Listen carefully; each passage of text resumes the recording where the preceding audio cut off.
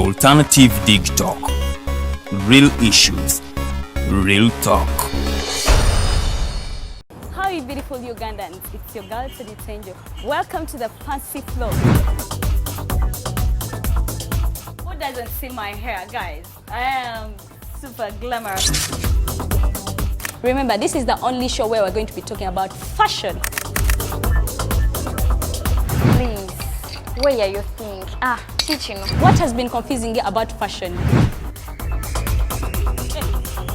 Sorry, you said I should not smile. For all the information about fashion, maintenance of body shape. I can wear bling bling when I'm going out. So you can wear bling bling going out or any occasion. We shall be doing all this in the fancy floor. Remember, it airs every Thursday right from 8:30 to 9 with your girl Teddy Tenjo. It is the fancy floor.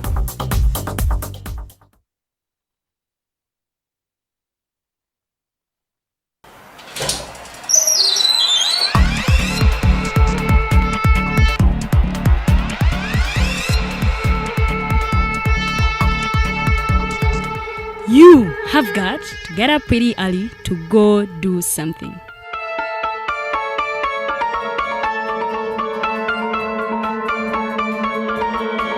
We are the AlternativeDigitalk.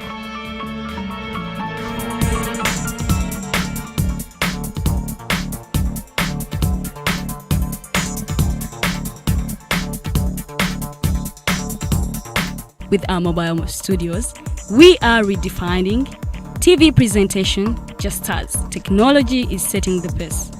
We are blending our approach with fresh, perspectively designed breakfast show, The Mighty Drive, informative and entertainment show, exclusive and live interviews. We President Museveni wadde juzi namulaba apima akawunga kilo 2 tasobola kalya nini bwaba alya kilo 5 weyanema okuliisa eggwanga ne bwe limundekera.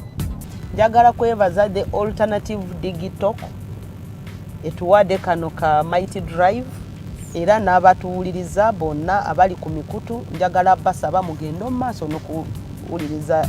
All given to you just a click away on your phone, tablet, laptop and smart TVs as we are streaming live on our social media platforms, on the road and on the go. We are the AlternativeDigitalk.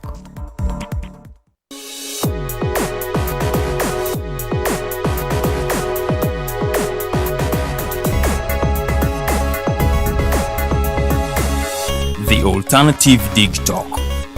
Real issues, real talk.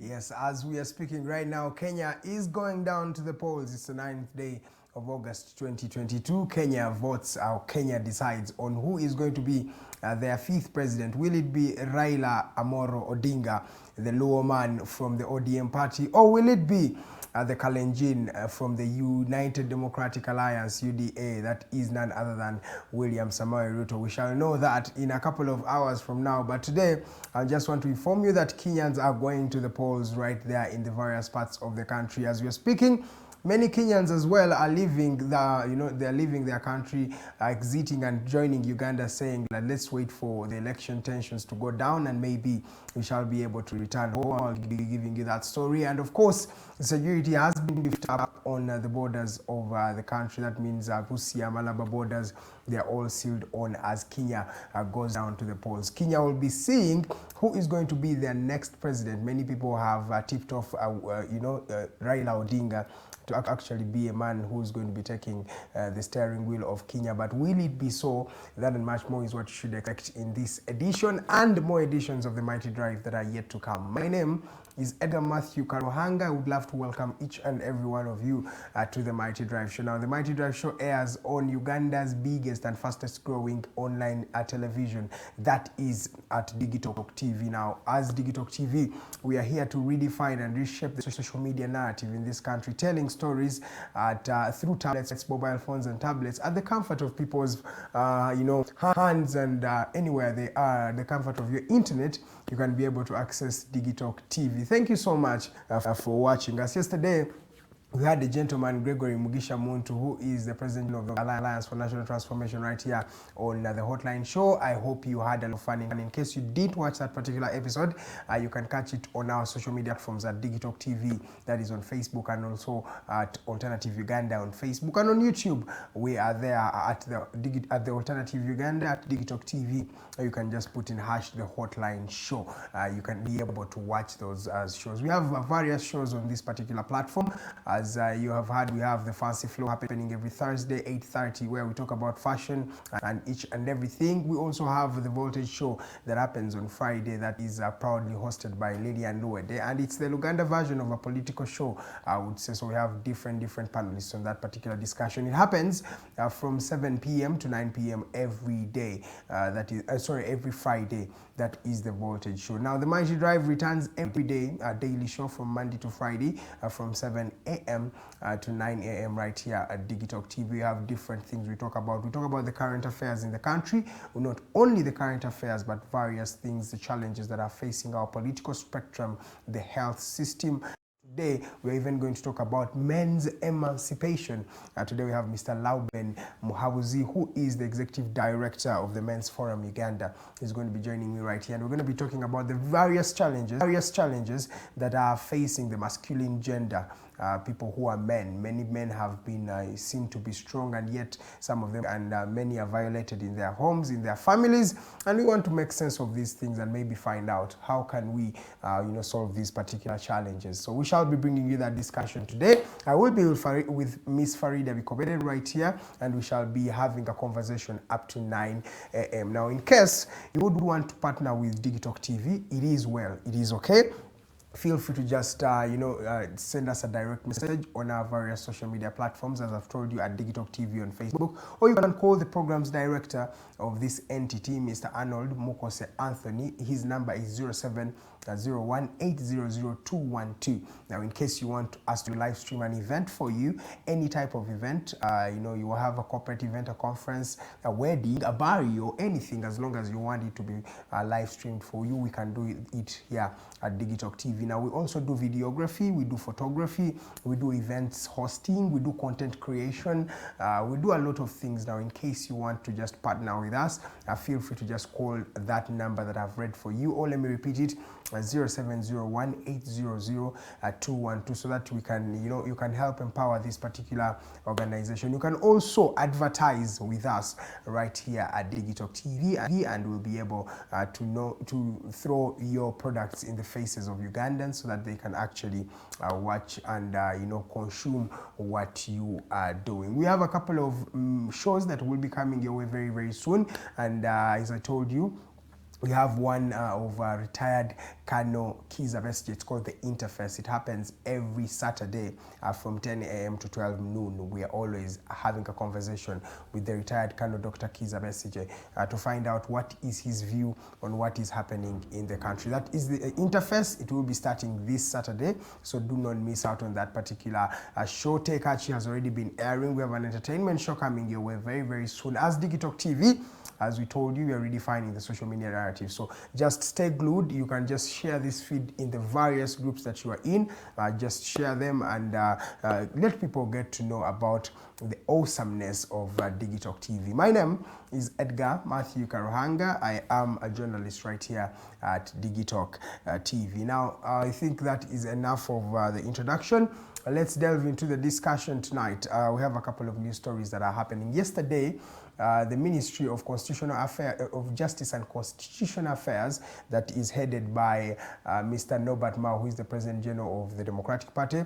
Yesterday, they saw a lady who is Mohamed Segirinya's mother. Now, this lady and the wife of the legislator were coming out to actually talk to request help from the minister who has just been newly appointed by the president, saying that Mr. Segirinya and Sewanyana have not had any fault in any regard, and they request that government does whatever is necessary in order to save the lives of these two legislators. Now remember, these legislators were incarcerated last year, and I think they're approximately making a year behind bars on allegations of murder, attempted murder, terrorism, and abating terrorism in the areas of Masaka and the boundaries and under the close proximities of that particular place. So in that regard, the mother to Segirinya came out to request Mr. Norbert Mao to do whatever he can in order to save the life and the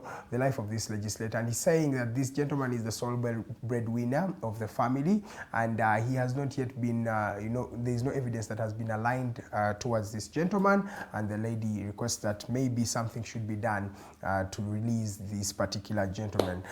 They were not able to meet Honorable Mao yesterday. Unfortunately, they were not able to meet him because he was out of office, but they were told to actually return today. So we are waiting on to see what Segirinya's mother actually has in store for Mr. Honorable Mao. I think now that is enough of that. Let's delve into what is happening in Kenya. As I told you, Kenya is going down to the polls today. I think they are already starting because voting actually starts at 7 in that particular part of Africa. Kenya goes down to the polls. They are going to be seeing who is going to be their 5th president. Now, the two strong contenders for this particular campaign or this particular challenge, this particular campaign that is going on is Mr. Raila Amolo Odinga, who is the ODM's party and flag bearer, and of course the young Kalenjin, that is William Samoei Ruto. He's not young by age, but he's young according to Mr. Raila Odinga, because Raila is actually is actually 77 years, 20 years older than William Samoei Ruto. Let's wait and see how Kenya decides because they are going to be going down to the polls. And as I told you in my prologue, security has been beefed up at the borders of Uganda and Kenya following this particular election. Remember, this election is one that Kenya's election is an election that you do not just play around with. They have had a rerun before, they have had violence before, courtesy or due to this particular challenge. So let's wait and see what is happening in Kenya. And still about Kenya, Robert Kyagulanyi Ssentamu at the Forum for Democratic Change presidential flag bearer, that is Bessie J, and David Lewis Ruwongoya are in Kenya to continue being observers in that particular election. They're going to be observing what is happening in Kenya. That you can see photos there as they are already in Nairobi following this particular election. They will be observers in this election to see if it will go free and fairly as Kenya goes down to the polls. Now, this is a day that many people are going to remember because history is being made. I don't know if people are actually realizing this, but history is being made as we speak. A lot of things have happened. I think in the past we have seen Jacob Chiplimo winning double gold at the Commonwealth Games. Those are things that don't happen every day. We are seeing finally Raila Odinga having a clear-cut chance of taking office. Will this actually happen? And if it does, it is going to make a statement that Raila Odinga has actually been a man that has been tested, because Odinga has been counted out many times, but Odinga seems to be that man that you never count out until until the final whistle is blown. That is what I could say. It reminds me of the Manchester Uniteds of the 2007s, that millennium Manchester United of the Runva districts and everything.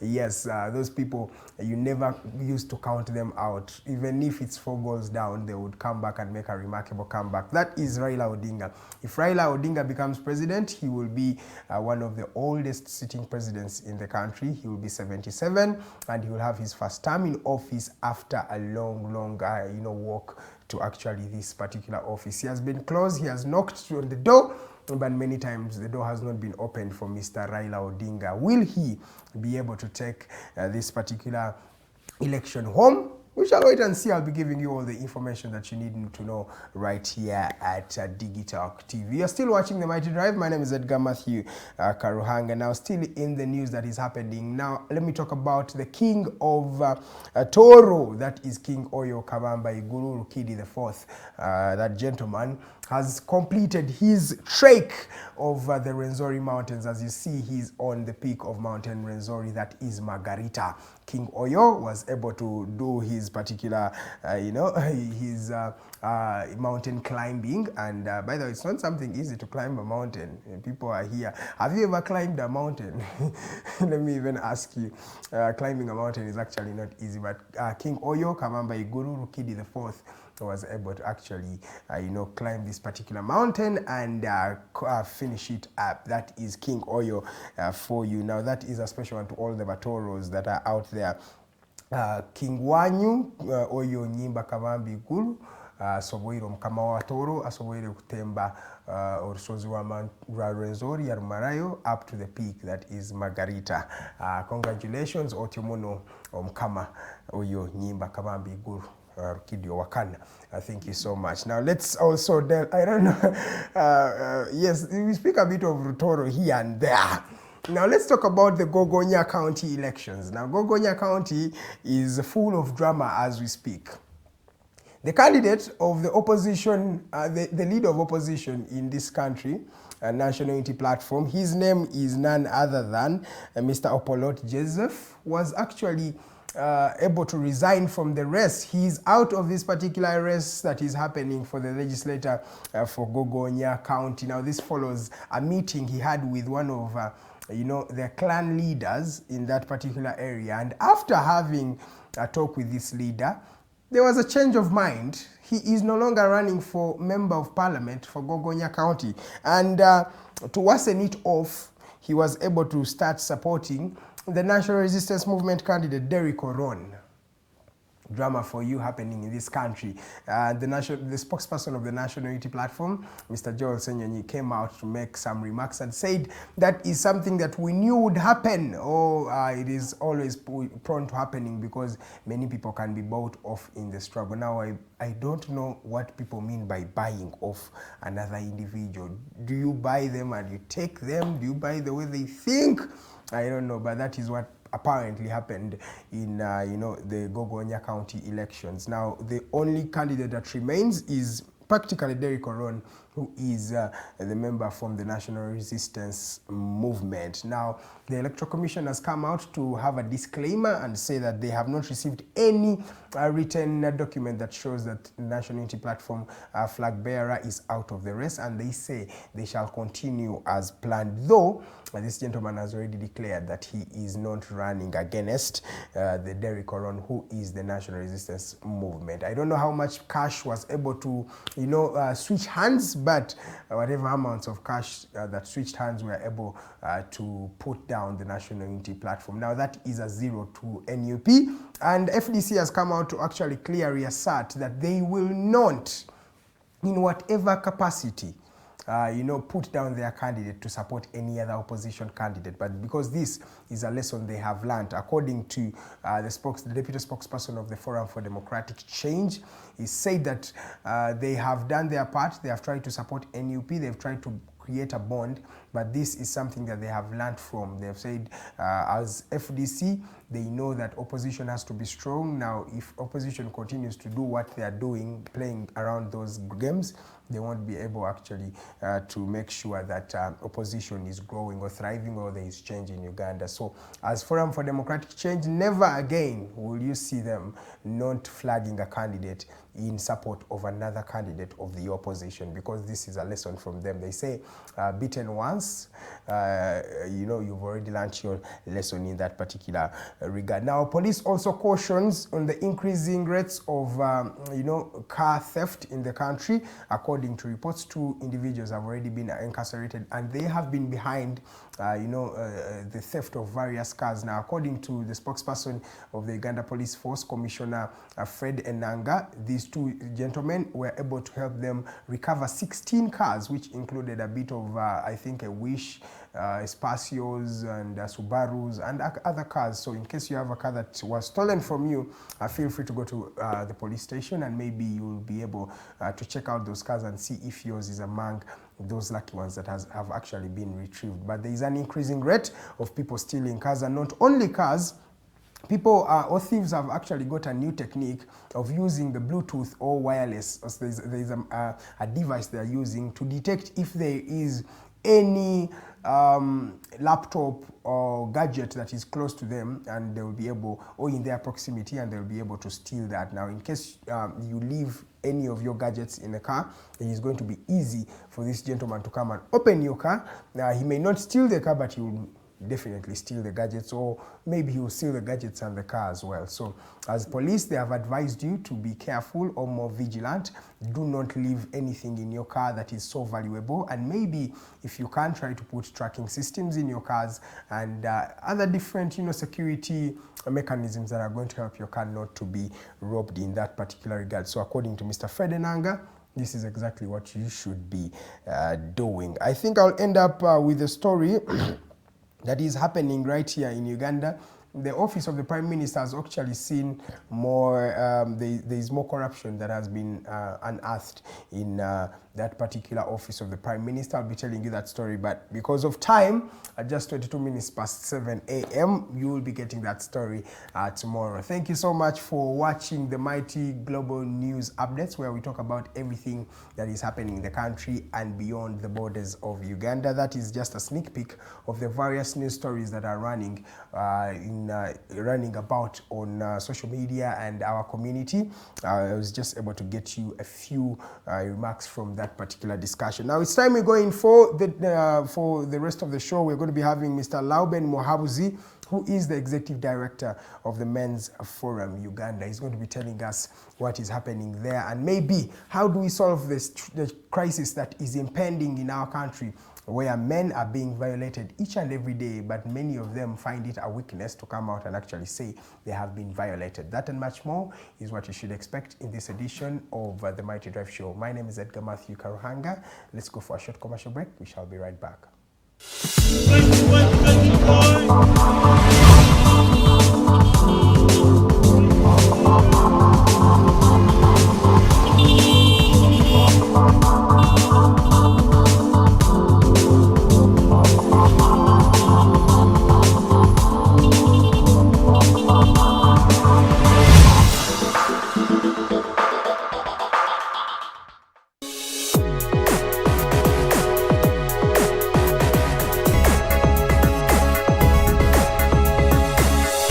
AlternativeDigitalk. Real issues, real talk.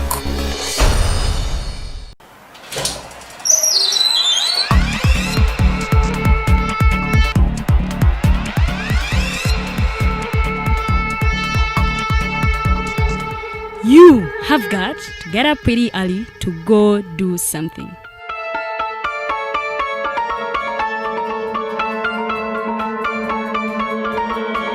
We are the AlternativeDigitalk.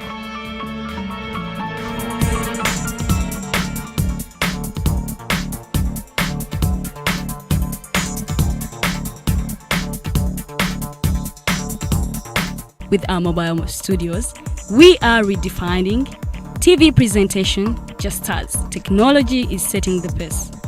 We are blending our approach with fresh, perspectively designed breakfast show, The Mighty Drive, informative and entertainment show, exclusive and live interviews. President Museveni wadde juzi namulaba apima akawunga kilo 2 tasobola kalya nini bwaba alya kilo 5 oyannema okuliisa eggwanga ne bwe limundekera.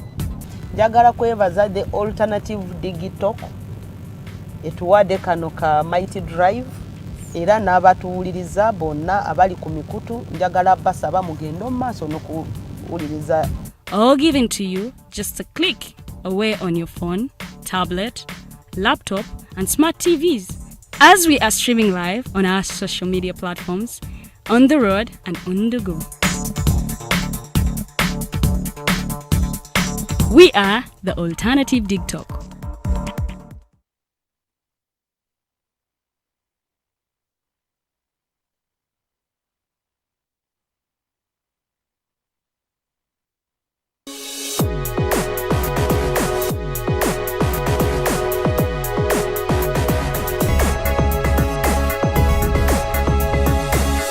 The AlternativeDigitalk.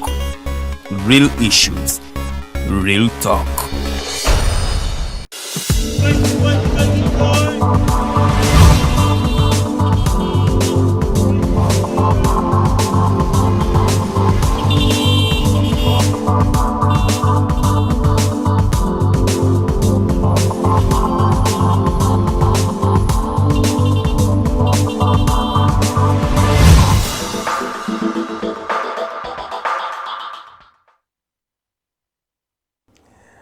Mbaniriza nnyo mu kitundu kyaffe ekyokubi wano ku The Mighty Drive eno Digitalk TV amanya nze Edgar Matthew Karuhanga nga inabasuubiza omwami amaze okuneegattako Lauben Muhabuzi onono Executive Director wa Men's Forum Uganda agenda kubatunnyonnyola ekino ekitongole kikola ki gwakatwegattako eno program bagita Mighty Drive ebeerawo buli lunaku olwa Monday paka ku lunaku olwa Friday kuva ku ssaawa emu ey'okumakya paka ssaawa 3 tubeera wano nga tunyumya emboozi nga tufindinga solutions ez'ebizibu ebyenjawulo bye tulina mu community yaffe nga twogera nebiki ebiba bigenda mu maaso. Lauben yakasi yaneegaseeko negattiddwako omukyala yeeyita fact yeeyita bweyisi mu mbejja ow'ebunyoro bamuyita Farida bikomere wasizo kyanyawo.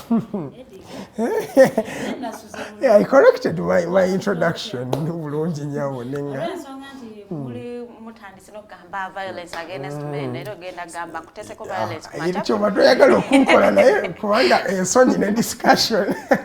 Abatulaba, good morning. Tubaniriza ku show Mighty Drive ya show gye mulaba njagala okubaniriza naddala abasajja mujje mutegeere lwaki enaku zino cases eza violence against men zeyongedde okusingeza abakyala. Abakyala mwali muba violatinga nnyo nabo ne bagamba wayi atakulekera nawe tomulekera ne bayingira olutalo naye nga an eye for an eye will only leave the whole world blind. Yes, this thing of an eye for an eye will only leave the whole world blind. Bananga abali mu relationships eziri abusive muzifulume, otherwise it is better okufuluma n'obeere wamwe other than okuzaayo wamwe omulambo. So banaye abali mu abusive relationships get out of it. What do you define by abusive? So abali mu toxic relationships get out. Go where there is peace. Farida, sagalo stwale speed. We have 1 hour and a half. Let's have a conversation. Yes. What do you mean by toxic? Agenda kujja Lauben is here with us. Jaga soke tuli okuva gwali mukozesa ebigambo toxic, abusive. These are very strong statements. Chicho tegeeza omuntu ali yamanya atya ziriwa ze bayita red flags okumanya nti oli mu toxic relationship. Red flags okumanya nti oli mu toxic relationship. Okay, you have told your husband or boyfriend, I'll be leaving work by 7 a.m. or 7 p.m. Yes. And then 7:10. Nyamoliwa with all those Naryoka harassing kusimu. And then when you reach home, the harassment continues. Yes. That is a toxic relationship. Never kubye agenda kukuba in the next 2 or 3 hours or 3 years. Kati abusive relationships oba wakogera nga bakuyisiza moli ate by the way nakuzo n'abasajja babakuba bali mu relation no manyi lwaki. It is because men no longer want to work. Kati abakyala bali mu kulabirira abasajja, and because the society yakiteekawo nti alabirira amaka ya takinga yabeera overall yakuba yakuba. Mr. Lauben Muhabuzi, you're welcome to the Mighty Drive. What tutandike emboozi zaffe wano tukwaniriza nnyo ssebo. Neyanza omukisa gumutuwa wa Digitalk. Amanya nze Muhabuzi Lauben okuva mu Men's Forum Against Domestic Violence Uganda, kitongole ky'abasajja n'abalenzi ekirwanyisa obutabanguko maka nga tugamba tukyagala kutulugunyizibwa ate tukyagala tulugunya. obutabanguko mu maka nga mugamba tewakyali kubatulugunya. Tebakyayagala kutulugunyizibwa ate naffe tebakyayagala kutulugunya. Ekitegeeza waliwo abadde babatulugunya. Abasajja Men's Forum twatandika omwaka gwa 2014. 8 years ago. Mwaka gwa 2014 twasanga nga bw'ogamba nti omusajja anyigirizibwa nga abantu beewuunya. Ekituufu. Nzijukira wali omukwano gwange ndowooza y'omu ku bali wano alina gye yansanga naga ebintu byegwera obijjawa ne mugamba genda oyongere ku research kubanga twali tumaze okukola research nti akatabanguko akyakasibya waka musajja ng'ate nga yalina okukajjawo gwe batulugunya ate tayagala kuloopa okuloopa kw'omusajja agenda bw'aba ng'ali mu kyalo afuna ekiti ky'omumwanyi wali embooko y'obulungi n'adda ku ono n'amukuba mpaka olwanaafa. Kwe kuloopa kwe bw'atyo bwe yali aloopa. Bw'amala kumuma n'afa abagezigezi nga bajja bagula fayiro luzira emyaka 5. Domestic violence. Ntugamba nti bamadda. Tugamba nti nedda abasajja bw'oba onyigirizibwa vaayo oloope. Eva ku bino byogamba tumanyi bankuza nga ndi mu kiga aya mwe munyankole because sobola kuloopa. My culture no okutulugunya tikuliko culture bw'oba owulira ng'onyigirizibwa omukyala yakunyigiriza genda omuloope mu mbaga z'amateeka si kumukuba.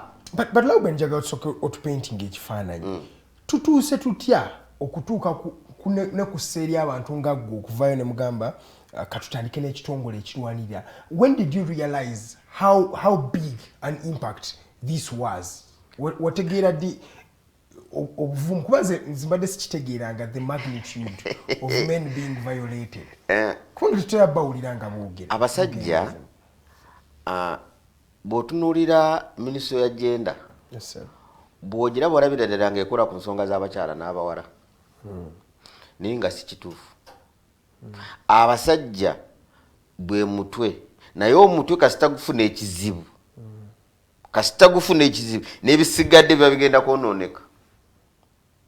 Ky'oba olaba nti twasanga abasajja nga teri ayagala kuboogerako nti balina ebizibu naye nga bafa. Mu Uganda tulina ebitundu obutundutundu 32 obw'abasajja bwe baba tebamukubye lwi bamusoozezza bamuleegeza empale tomalako wano nze sikyakutegeera ebyo byonna n'abanga n'atulugunyizibwa n'atuuka okusenguka awaka afune akazigo akalala n'abeera n'omukyala n'amugamba sikuwulira n'obuuza oyagala kuwulira ki ebyo byonna n'amaliriza ng'afa n'amaliriza ng'omukyala gw'alina awaka takomyoko n'atuuka n'okumuzaalira abaana abatali babe. Mu Uganda wano bw'otunuulira amaka 3 mulimu omwana atali waamu. Every 3 houses. Yes. There is one that gwe tunulawo osula singa bwe tugamba nti abasajja gwe Katonda akusaasira ogende okukebeza abaana k'olimala bakebeza w'olitegeera bino bye tukugamba nti reality. Nti waliyo amazima agabadde geekwese kati galabise kubanga nti ebyo bibadde bitta abasajja nti omusajja bw'avaayo kifotoga nti ndi bwe bamuga toyogera oli musajja toyogera okubeera omusajja tegeeza butayogera bantonda kubonaabona bantonda kumalako emirembe ng'omusajja bwe nakuwasa naleeta kikolimo waka tokubye nnyo nodda anti bwemba nga toyagala ngende ndoope ate n'ensoso yate neetukuza nti ffe tulina kuloopa kati bwemba sirope oyagala amale kutta mukyala wange ono kubanga nkozeko ekyamu olwotokere nti naloopye kamulope nga sinamutusako ekyamu abantu batabaganya emirembe girabike ye Men's Forum. Mr. Lauben atuvuga speed naye njagenda sabo twali mpola mpola mukusookera ddala batugamba kirungi nnyo okwogera amazima mu family like bw'oba olina kyotategeera oba kyeweemulugunyamu nkyogere tubeere nga tutambulira ku page emu bwe mba sikuwulira utali sikuwulira I mean it is the communication, the right communication I should be giving you. You shouldn't be getting mad because in Kugambia, but we should be finding solutions on what I have put up like ndesensonga. So we are finding solutions. Chiche ekireetedde domestic violence okweyongera against men okusinga nti ebadde nnyo mu bakyala. And why is domestic violence gendered? Because if tumanyi oyogera ku domestic violence bakyala. Nawo kati saawa eno abaami namwe muvudde mugambye why katwekubira omulanga balaka batulese emabega. Why is domestic violence gendered? Anti nga bwe ngenti omwaka gwa 2014 nti abasajja tebayina mukutu mwe bayita nga tayina bwava yayogere ng'ate tewali n'amuwagira nti genda oloope buli abawagizi be bayina babagamba nga toyogera omala kufa. DigitalTalk nesoma amawulire tumusajja bwe yazuukuse ku makya tiyazuukuse. Abasajja bonna b'osanga bayina ebinuubule ku makya. Omusajja yazuukuse ng'afudde. Abantu bonna b'osanga bayina ebinuubule ku makya. Omusajja okeera ku makya n'omubuuza mwami karanga kikinge wano kiwabale nanga munenade mpita ku kitanda kyange kinkona naye nga kye basuze nga bamukola ekire ekyo nga bamugunze twina nombaka wa parliament nakatali mu parliament mukyara we yakeera ku macha n'amusiba emiguwa nibakuba oyo naye ensonga kye yaleetera okumusiba emiguwa olw'okuba esinga yali asobola okuvayo n'aloopa kati yakwata ekitiibwa kire ky'obubaka bwa parliament ekyo kubanga yakuzibwa ye talina kuloopa kati ne bagunda oyo yasibira wa sipiika ne sipiika wategeera nti babagunda ne musirika lwe kati mutandike kwogera kati enkuza y'omusajja engeri gye bamukuzaamu ye yamuleetera okutulugunyizibwa nnyo kubanga musajja bamukuza tibamutendeka byonna waliwo ebimu byebaga nti ebyo byabakyala naye nga byalina okuba byaffe tulina okubyenyigiramu nga ki ekyokulabirako omusajja asobola okubeera waka n'alema okufumba kubanga tebamuyigiriza kufumba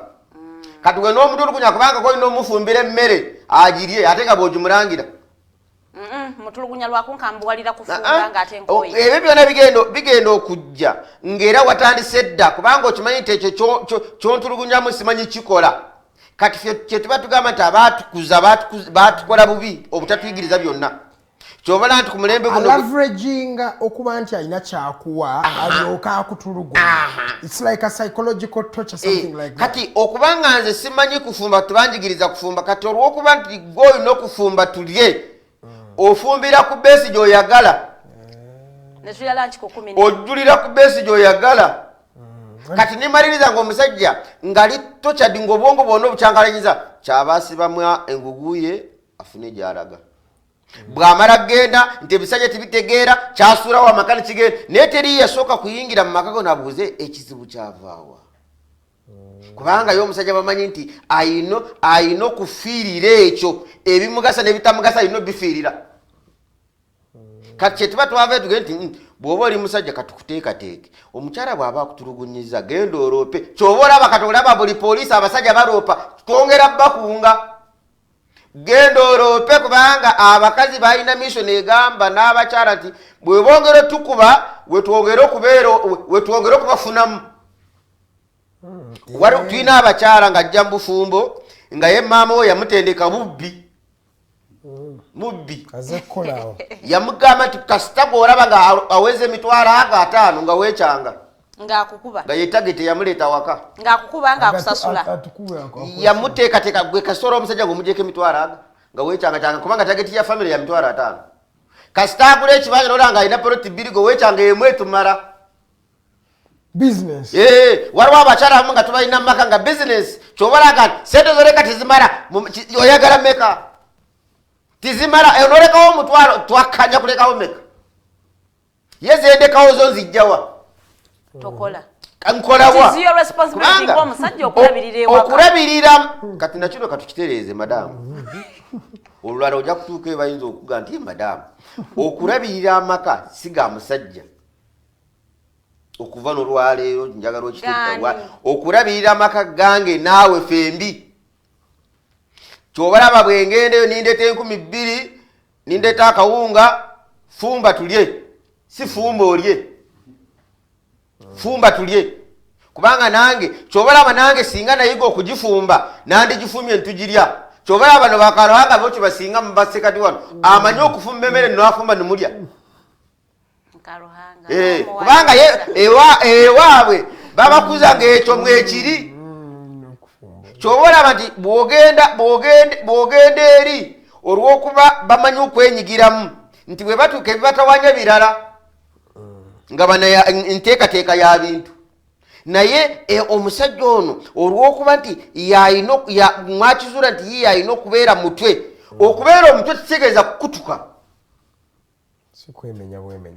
singa mbeera mutwe nga gwoli kibegabega omutwe gusobola okutambula gokka tegusobola naye kiki ekikufuula omutwe byonna okulaba nga byonna mbirina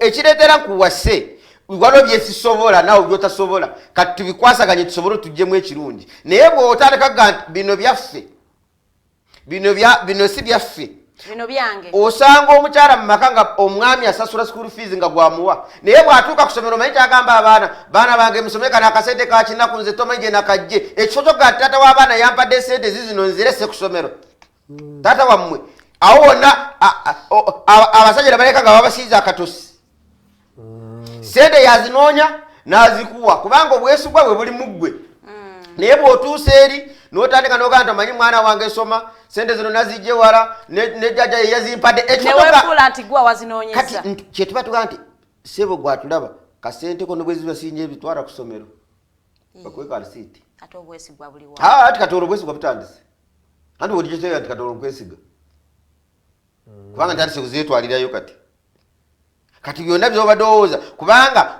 mbadde nzikuwa n'otwalira maama wo n'omuguliramu kyetutaekkaanya kyobalaba ogenda osanga taata w'abaana nga kusomero oyo tasasula school fees naye nga mazima yazikuwa kati zitwaleyo nga gwali mu kumubijjisa zitwaleyo ku ssomero n'ogenda n'osanga ne bagata nze njageneyo maama mara kati twagala mwembi mugende mu ssomero gwe muzadde taata genda ku ssomero olabe ekintu ojja genda kwesanga netamu gye wasasula nga bakubanja naye bw'obuuza maama sente nga twasasula naga nti maama wange anti weyalwalira bwe yalwala ninkwata ku sente zo walumpadde tumutwalako mu ddwaliro.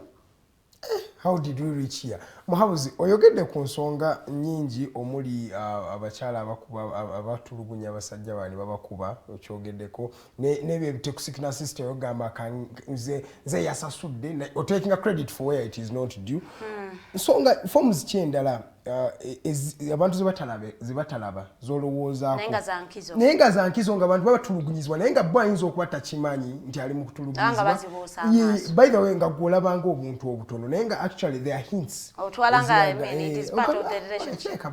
bwetubeera mu maka abakyala balina obugambo bwe batera okwogera obugambo bubanga butini naye abasajja tebatera buteekako matu nagamba nti nviira ku baana waniviridde ku mwana nno nviira ku baana bange nviira ku mwana omusajja olina oteekayo nnyo amatu lwaki ate maama w'abaana wagambira nti nviira ku mwana ate nga gwe taata we abanga agamba owo omwana si wuwo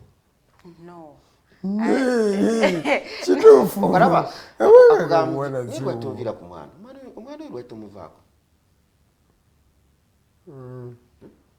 kati taata w'omwana bw'aba nga nga alina omwana we gw'omugambye mu mwana wange muveeko kati bw'aba takyaleeta mmere oyinza omuvunaana kubanga omugambye omwana wange kolaki muveeko ate akawungezi n'omugamba omwana talina mmere ate gwe wangambye nveeko kisinziira situation kigye nakyogereddemu osanga abadde omukuba nnyo obutabanguko bwe tulina mu maka butandika ng'atabulaba naye buba bukula butandika ng'atabulaba oli nakeera amanyana gawe oleega mpale wano ahanga oleega mpale wano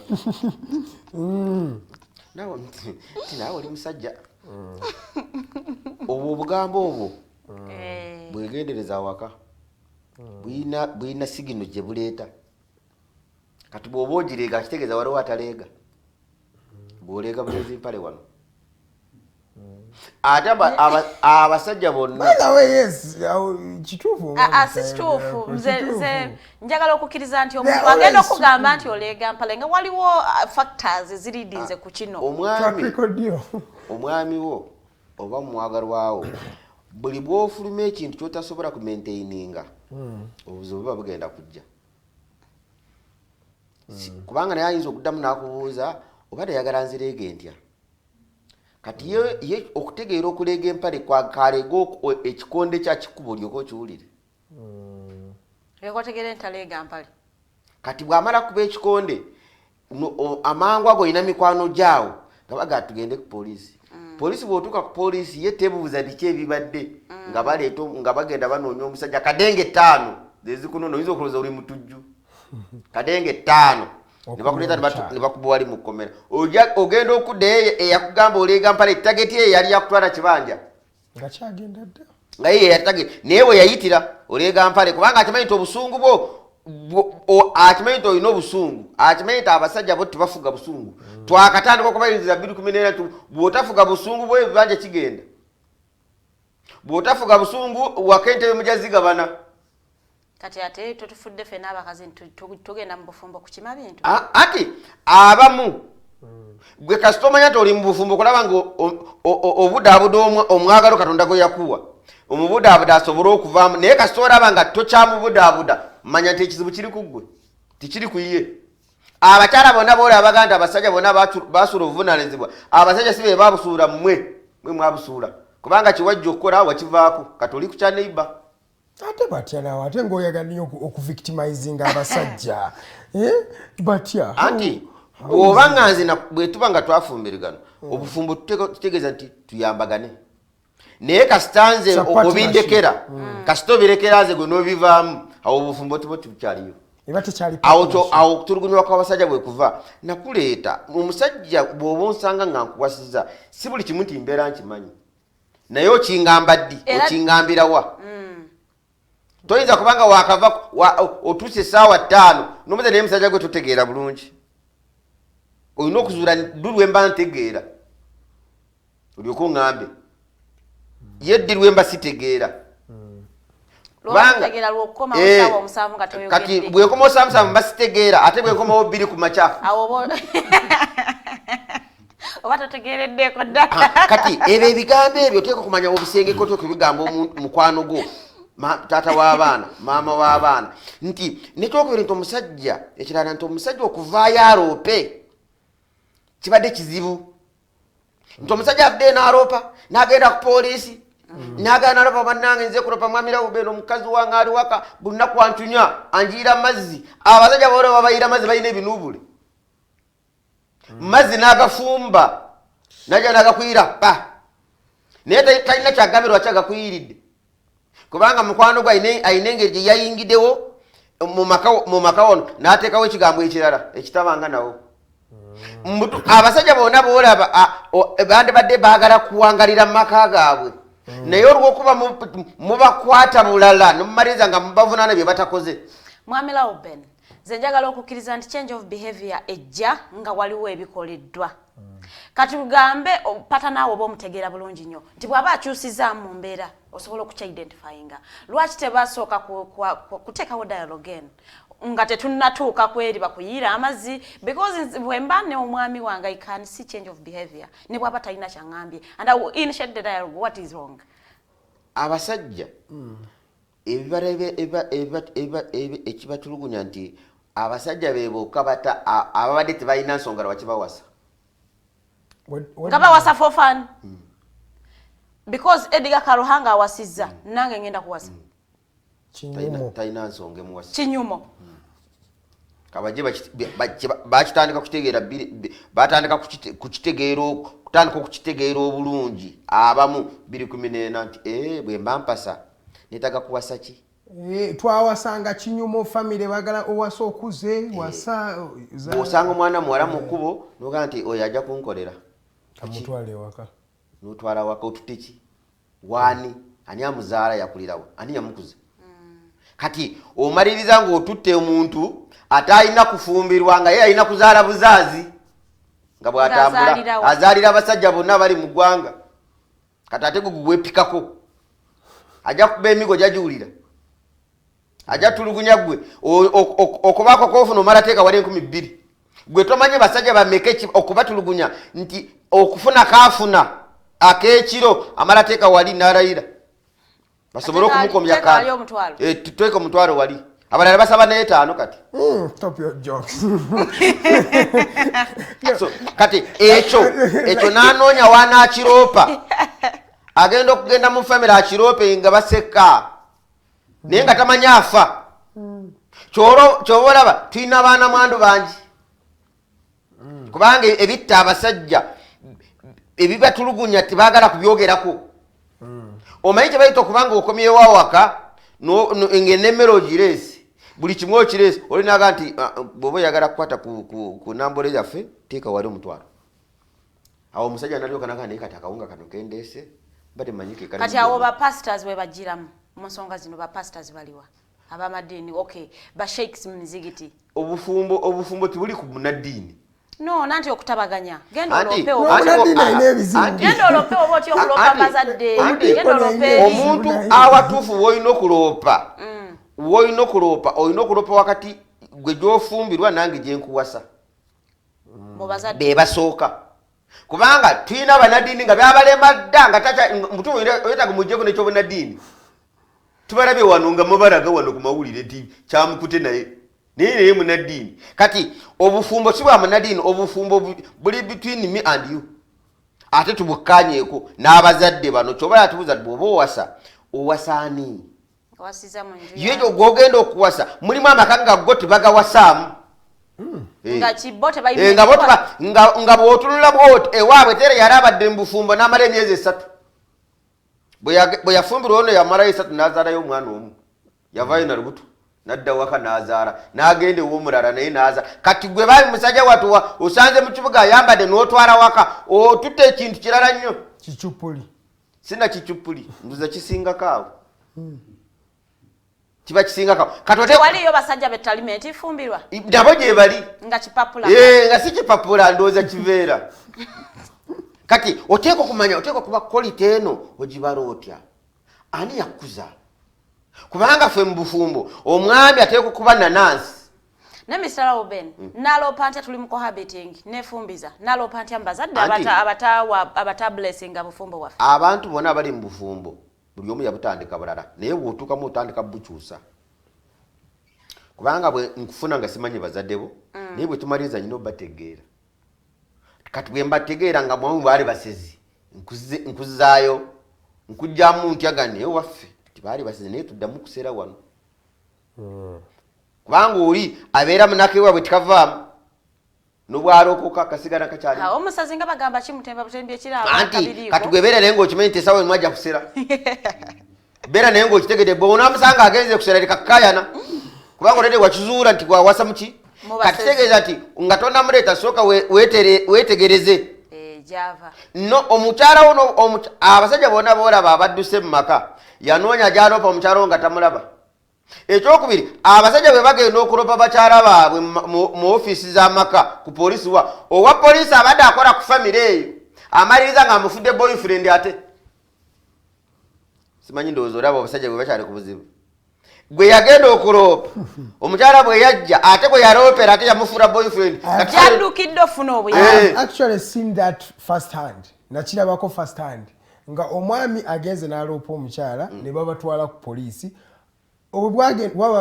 bayomba kiro lwe bagenda okukeera ku makya nga poliisi abadde akola ku mukyalo oyo ali mukwana mukyalo oyo okitegeera naye omukyala yafumise n'omusajja akambe wano nga n'omusayi omukyala ne bamuleka tokya y'abasajja okuvaayo nno bagaana okuloopa n'akuba enduulu n'owulira ogenda okulira ng'owulira ennyumba ng'ekutta omuliro naye ng'ebikonde byalimu okufuna muli ekifo ky'okuvaayo agenda lope nti maama w'abaana ono gwese ategeera yakazaala abaana babiri niye n'abaana be baagala kunzita gwe tomanyi basajja bameka abafudde nga maama yeekobanye n'abaana ne batta taata waabwe waliwo n'omu tanaweza na mwaka ali mu ntaana beekubanye batte taata maama ina engeri gy'ateekamu baana bano n'amaliza nga abakyayisiza taata waabwe Nenga abaana boy ebibeera mu maka baba batabite ati olwokuba tugomaze kubalaga nti ye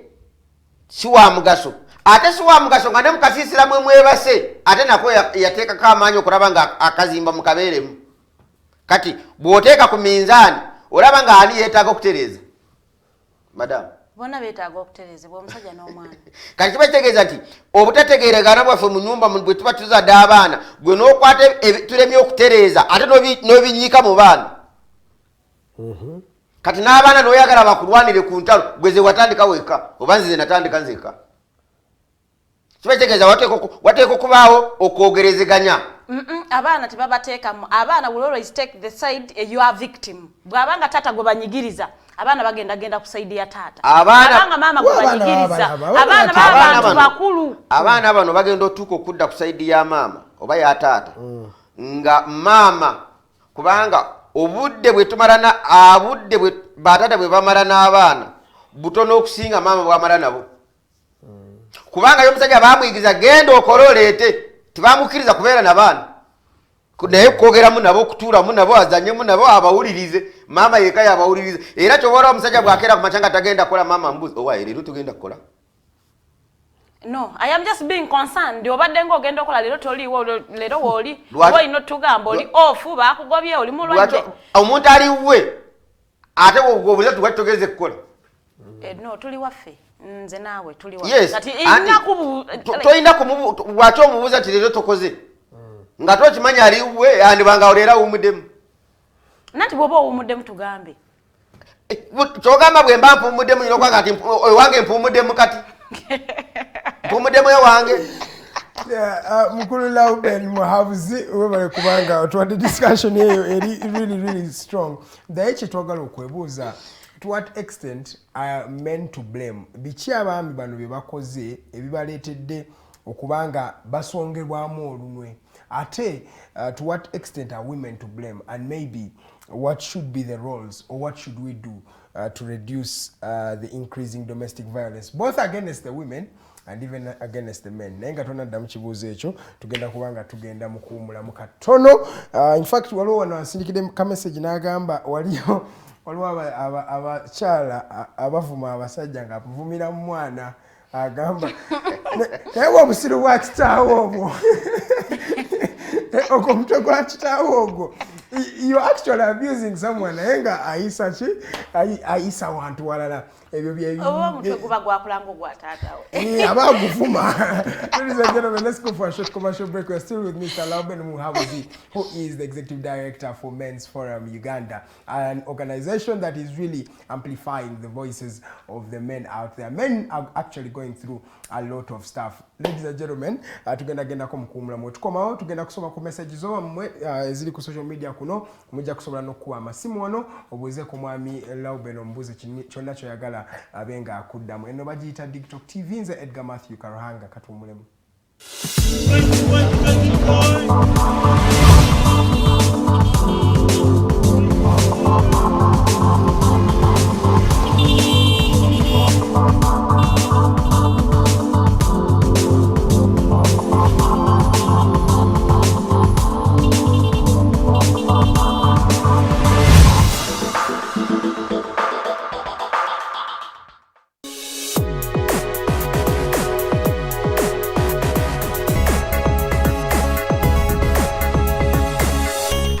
AlternativeDigitalk. Real issues, real talk.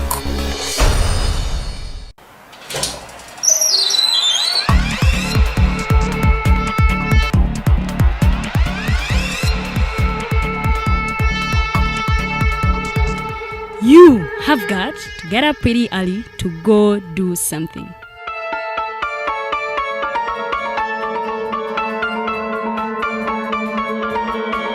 We are the AlternativeDigitalk.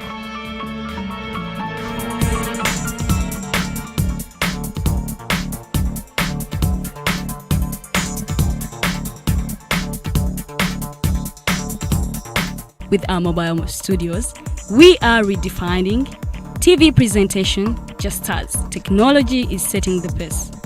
We are blending our approach with fresh, perspectively designed breakfast show The Mighty Drive, informative and entertainment show, exclusive and live interviews.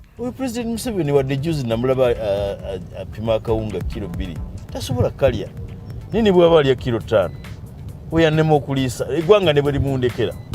Njagala kwebaza the AlternativeDigitalk etuwadde kano ka Mighty Drive era n'abatuwuliriza bonna abali ku mikutu njagala basaba mugende mu maaso n'okuwuliriza. All given to you just a click away on your phone, tablet, laptop, and smart TVs. As we are streaming live on our social media platforms, on the road and on the go. We are the AlternativeDigitalk. How are you beautiful Ugandans? It's your girl Teddy. Welcome to the fancy flow. Who doesn't see my hair, guys? I am super glamorous.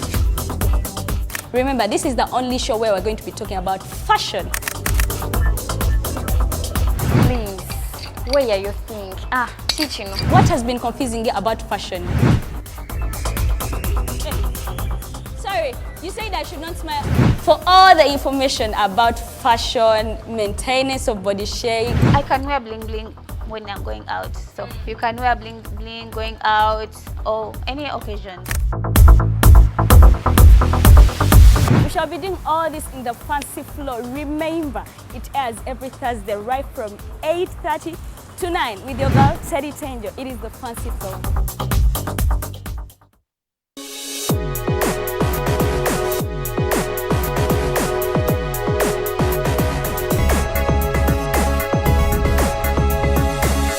The AlternativeDigitalk. Real issues, real talk.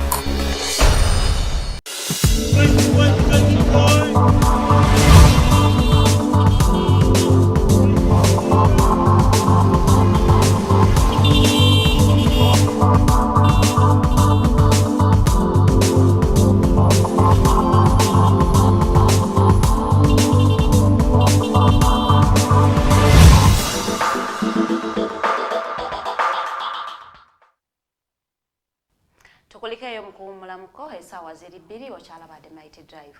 Twogera domestic violence. Mwami Lauben alingeri jaye bakuyita kwewoma kwebalama.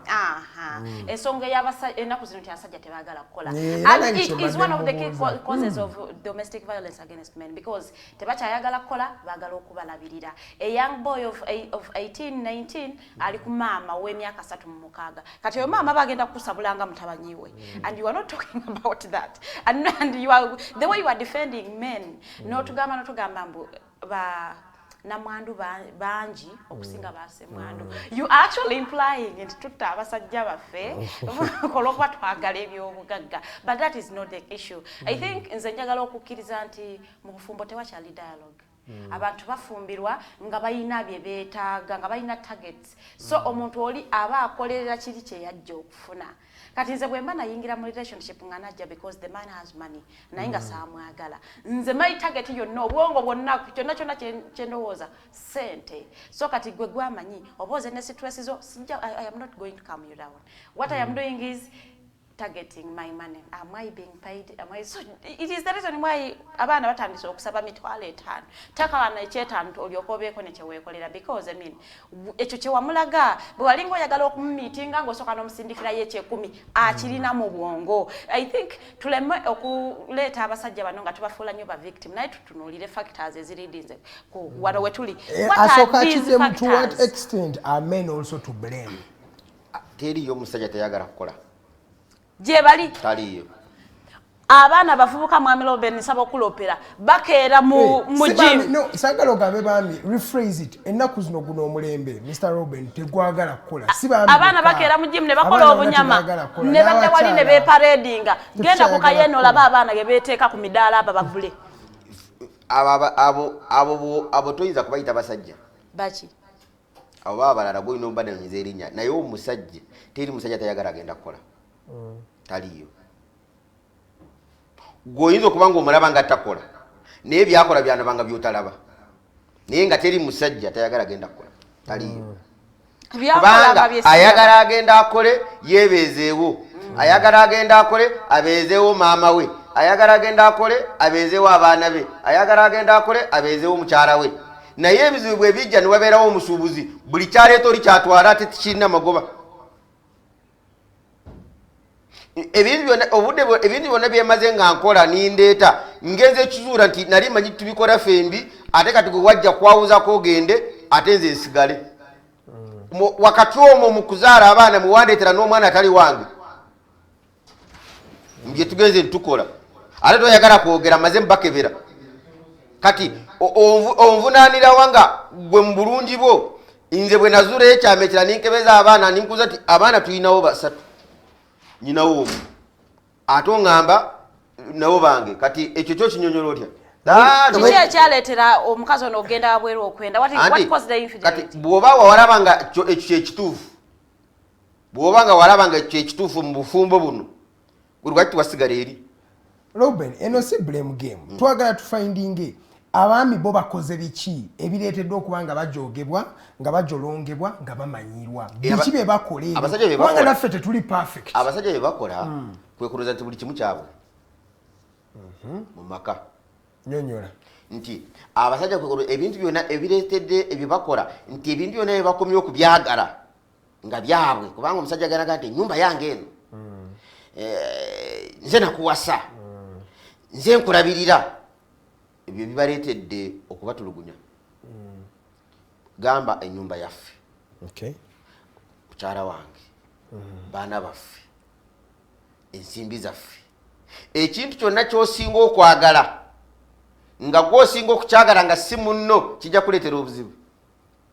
Mulina kwagala kukyenkanya. Olina okuba nga oli kyasinga okwagala gwe kimuteere akifunemu bw'ojja luvannyuma okimulekere. Omukyala ono bw'oba oyagala kumufunamu gwe yongera kumuwa mirembe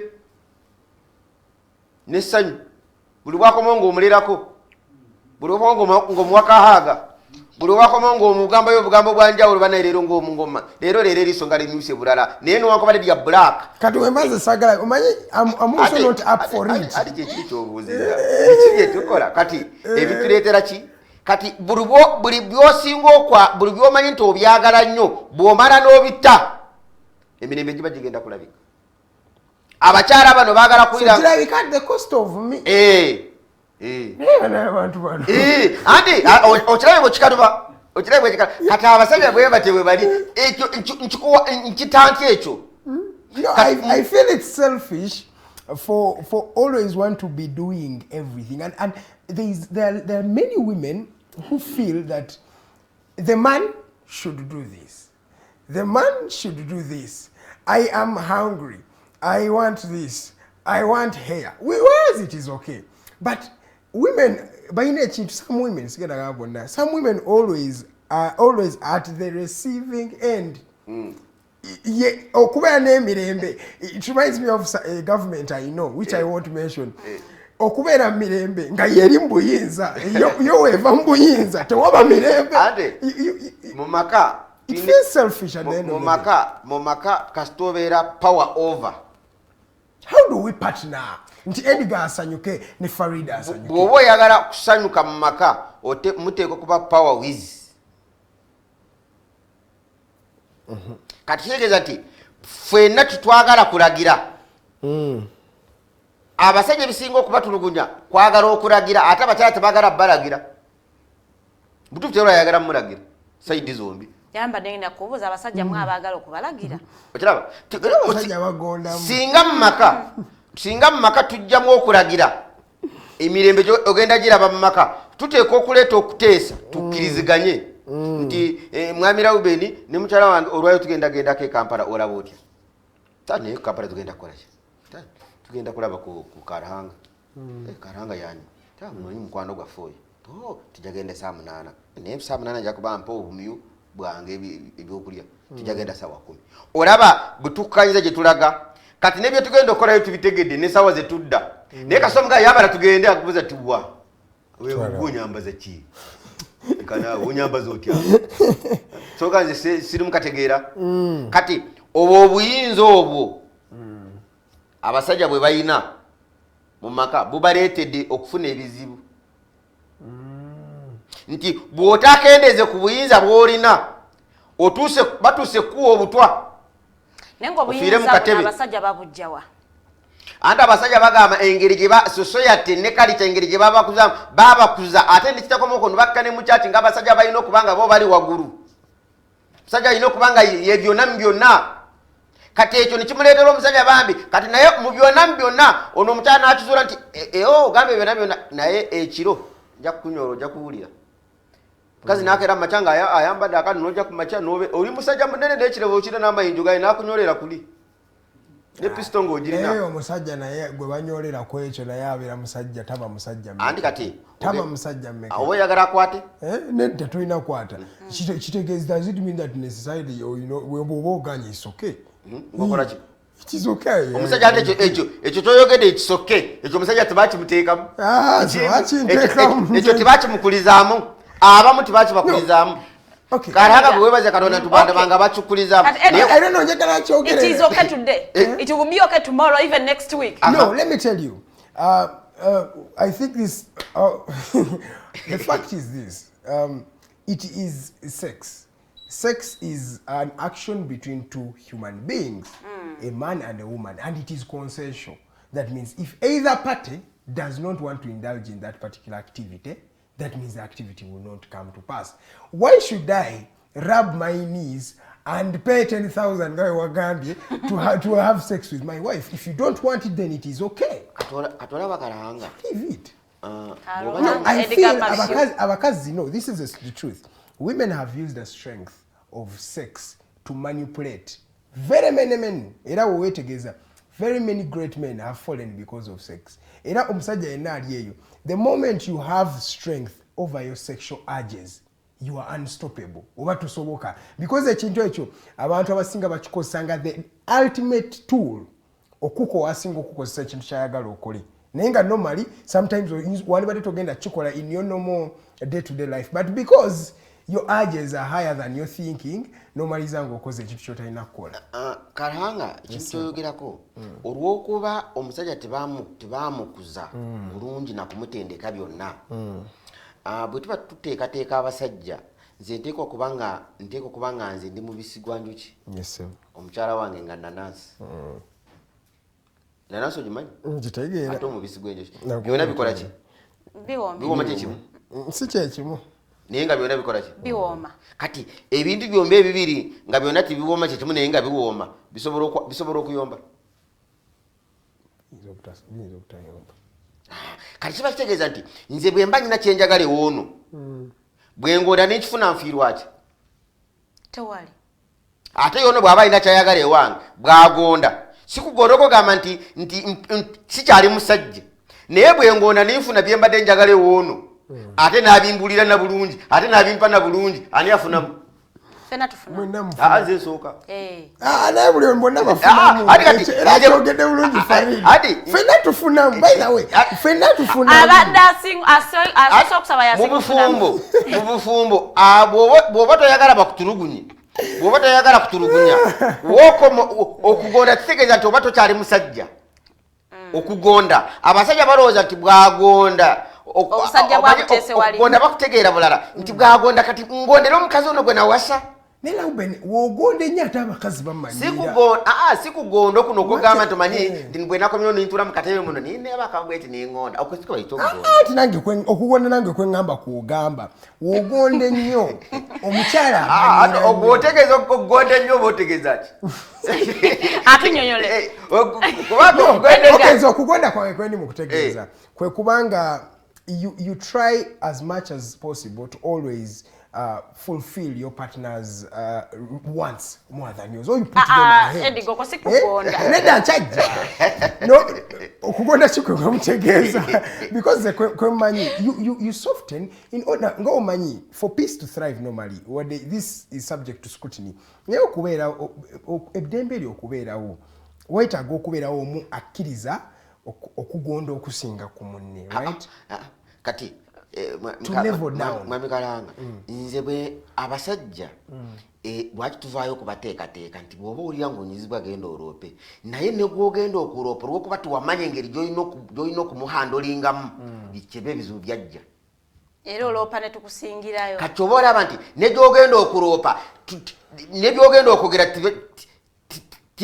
kibinywevu kati ffe tukuteekateeka nti ogenda okuloopa loopa ebyaddala nti omukyalo ono yeeyambisa oteekewo akutulugunya kubanga weetaaga sex attachment gw'osinga okwagala gwakutulugunyiza naye singa okyusaamu sex owuwe osobola omufuna ate nga toyombye ate nga yayomba ate n'amukuwa osobola okusanga mwana mwala nga munyiivu n'asanga mwami Lauben nze gwe bakuza obulungi nga bamutendekanga byonna mu ebiri ate nampa ng'ayomba omwana bw'aba akaaba bamuwaaki mata beere kati omusajja omukazi bw'aba yaliize olowooza kimukakanya ki sente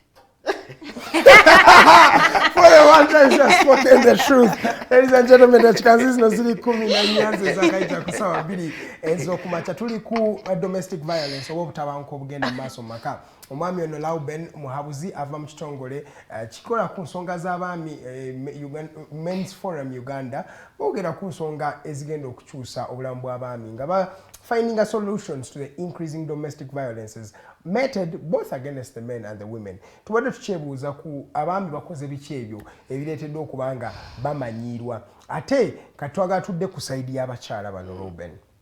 Abakyala bo to what extent have they perpetuated these actions against men?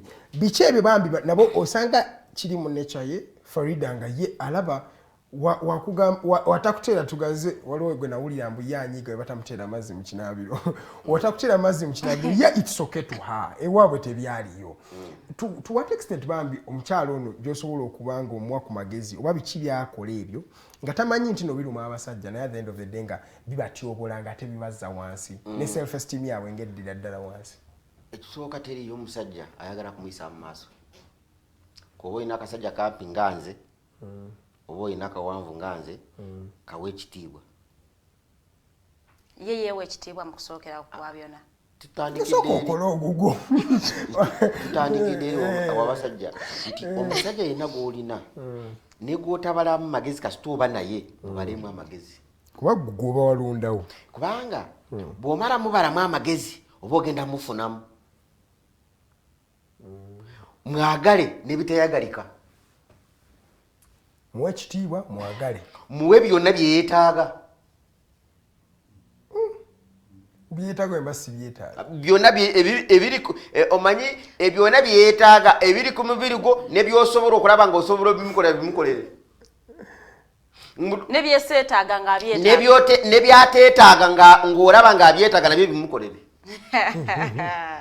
ate ye byateetaaga naye nga gw'obyetaaga ati bw'oba ng'oli mukyala waka omusajja wo ne byateetaaga nabyo bimukolere olyoka onyumirwa omusajja byateetaaga mbikole nabyo bimukolere tebimunyiize kuba tabyetaaga ati bw'onaabikola ng'abadde tabyetaaga atagenda kwewuunya nnyo ng'olengera wala kubanga ateeka okuba nga olabye wala otandise kulaba eri otandise kukwata mu busomyo kati ogenda kubanga oli mukyala nga n'obwaba atambula mu kibuga atambula ayogera ku ggwe kwano gwange oyo kyalo oyo Katonda yamumpanga kirabo kati ebyo nti omusajja yena teri yayagala musooza kumulengeza kati gwogera n'omulengeza n'olowooza nti ako katono nnyo naye wekakoma okukula agenda kumayiza nga empuliziganya ng'efudde omwami wo ye mukwano gw'asooka mufuule mukwano gwo asooka tetukyalina mikwano enaku zino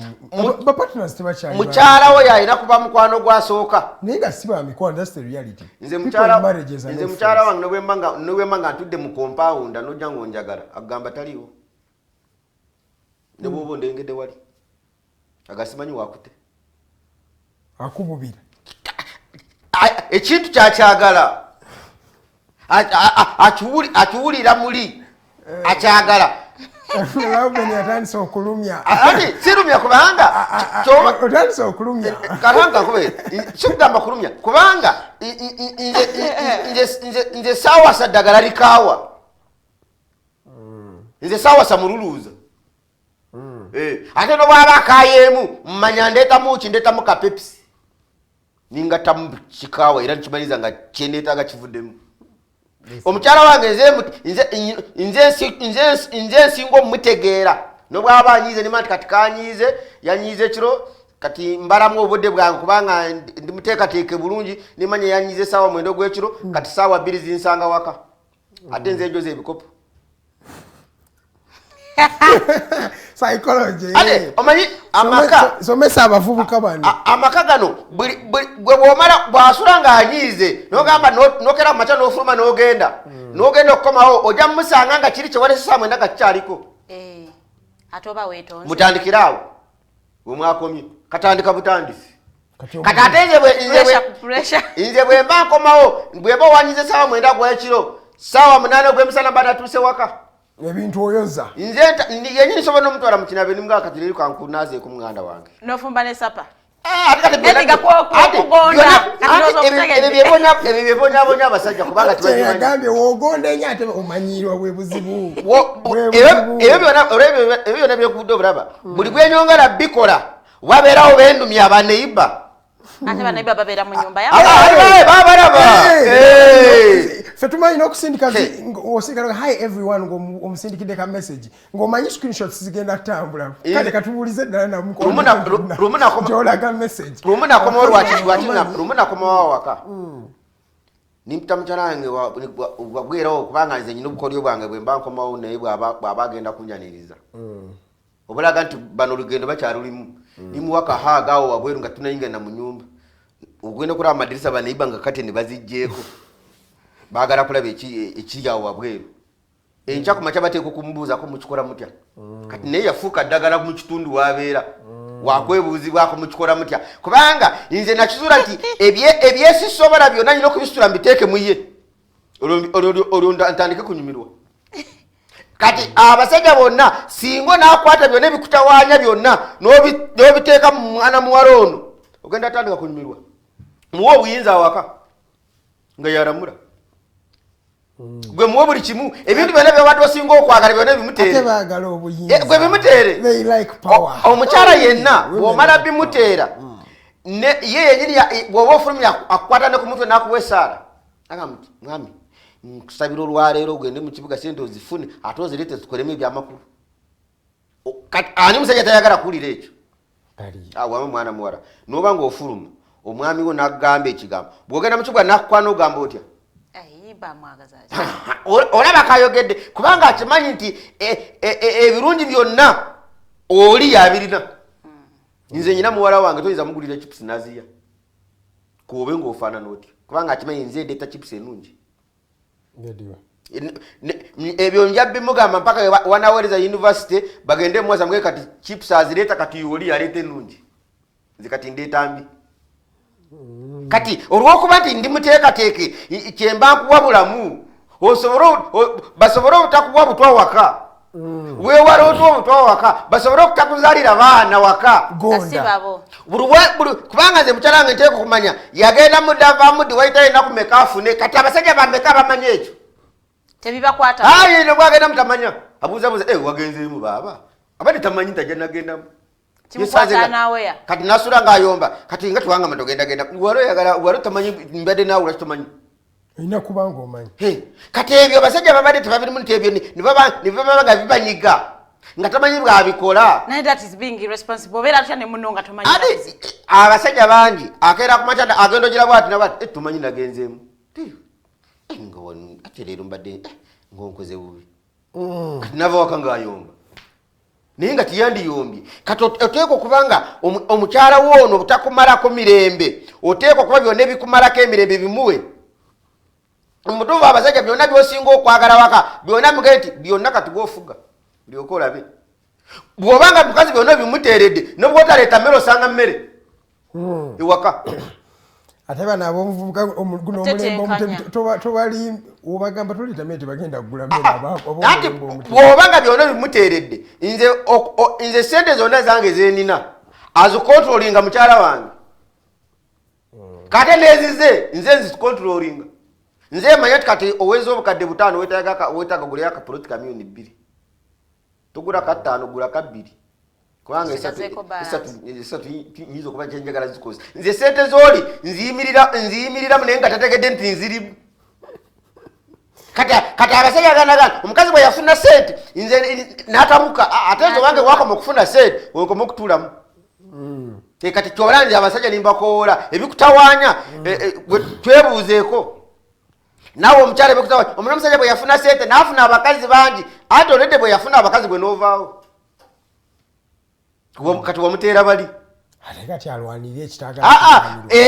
bwemba nga nze ndi mukyalo muteekateeka obulungi eri yonna negyagenda talinza nakumalayo eddakiika 2 aba yakomyewo dda tugenda kuwa uniform sibakakana abasajja bakakana kati olaba ono kyayogedde nedda agoge mazima nange ndi musajja aliwo abasajja nga n'owomukolera ki era agenda kumala agenda ew'omukyala omulala kati omukyala nga Farida agenda kufuna atya kale gyesigala mu maka mu ddya ng'omusajja gwafumbira gwazaalidde gwayoleza asiba mu mabbaala n'abakazi balala omwami wo bw'omala mutegeera si kabbaala si kakuba mwezi nnyo buli bwayenda ebirozo bimuga nti nzira wakasameka olaba ku mukabite wange kubanga akimanyi yeka yamutegeera lwaki agenze obwenzi bwe tumusobola kuvaawo ekyo njagala osooka okimanye leero obwenzi bwaliwo yesu ng'ajja era naye agenda busangawo kati gwe manye we buli naye gwe mu bulamu bwo obulemesa otya okumentaininga omwami wono waliwo omukyala abeera saidi zimutundu eyo bawo yakazaala abaana 10 n'abasatu mu bakazi banjawulo naye buli gwazaala mugamba leeta kati oyo omukazi amuyita musiru kati si oyo gwogambye nti abala bintu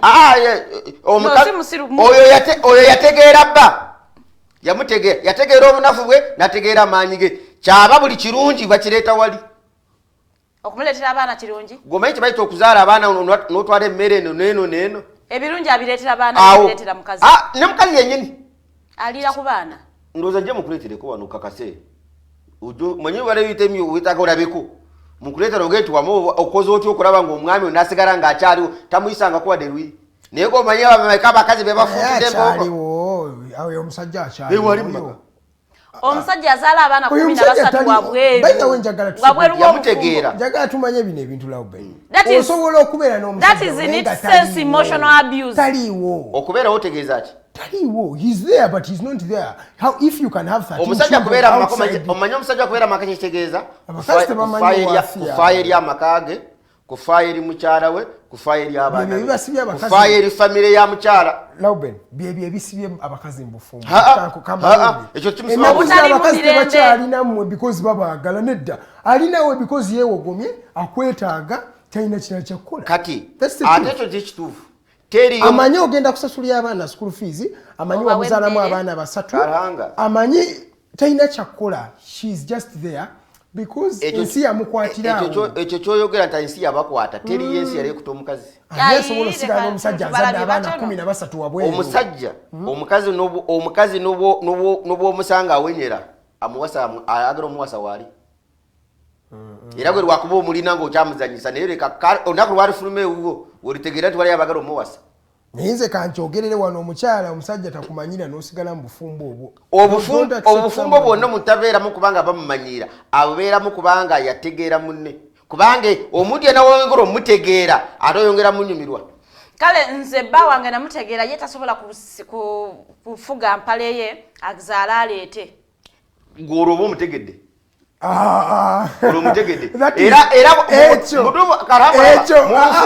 ekyo bakiyita toxic masculinity omusajja yeefudde ye bereje kati tegedde obuzibu bwo lwaki tetubukolako lwaki tetunoonya solution waliwo ebintu bino byetwogera wano biri mu maka g'abantu naye gw'olowooza omukyala gw'olowooza nti abaddewo kubanga omwami ono omukyala talina gyakulaga gwe tomanyi bakyala bameka abaagala kufuluma mu bufumbo olw'okuba yakuzibwa bulungi olw'okuba yategeera bba olw'okuba yategeera omanyi omuntu n'owaba nga alina obunafu naye waliwo wawangulira kyobala nti abakazi bangi agala n'agamba alina omusajja onatuzimbira dde akayumba omukyala ow'omugaso mu makadde gaabo natuzimbira dde ennyumba omusajja ateeka okugizibwa oba ayagala oba tayagala kubanga omanyi wookwata omanyi woonyiga onyigawo ku makya onyigawo kawungeezi omusajja naga ti polisi nagimaze n'ateeka ne mumanya gwe ate naye tayagala kumanya kati mmwe mukyali kuba n'abasajja abatana bakuloza ku men's forum naye nga yaloza ku men's forum akoma ono n'oga nti banna oba kati ate baluzi muluzi naye nga amagezi gazze nago kiswa kiramba akuyira buyizi omukyala nga yayiseeko men's forum otandika kuliisa buti kubanga omanyira ddala nti kati kyotandisa okuba nakyo naye men's forum erina engeri gyebikkirira ebibi by'abasajja nebifuula nnomo. men's forum tebikkira bibi by'abasajja bateekateeka ebibi bye babadde bakola babivaamu batya bakusobole bano ababadde balina basobole okufunamu. naye ng'ono omusajja azadde ebweru musobola omutangazaamu nti kyo kyakola kikyamu akimanyi kubanga era bw'ozaala abaana nga togenda balabirira ozaala baaki bw'ozaala abaana nga tosobola balabirira ate ekisinga obukulu kuzaala abaana kubalabirira naye bw'oba n'omu asobola okukulema okulabirira naye naawe nadda Lauben yalimba apaana Lauben bino byekugamba nze birabyeko n'amaaso.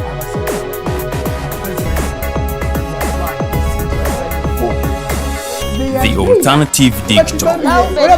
Real issues. Real talk.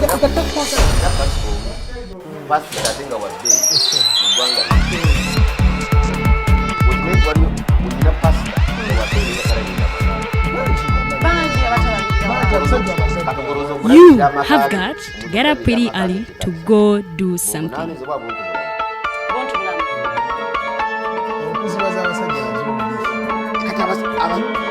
We are the Alternative Digitalk. Masculinity y'abasajja yetayi. Toxic masculinity. It's toxic.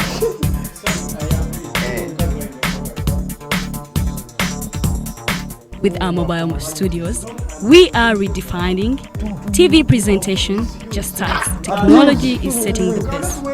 We are blending our approach with fresh perspectively designed breakfast show, The Mighty Drive, informative and entertainment show, exclusive and live interviews. Museveni wadde juzi namulaba apima akawunga kilo 2 tasobola kalya nini bw'aba alya kilo 5 oyanema okuliisa eggwanga ne bwe limundekera. Njagala kwebaza the AlternativeDigitalk etuwadde kano ka Mighty Drive era n'abatuwuliriza bonna abali ku mikutu njagala basaba mugende mu maaso n'okuwuliriza. All given to you just a click away on your phone, tablet, laptop and smart TVs as we are streaming live on our social media platforms, on the road and on the go. We are the AlternativeDigitalk.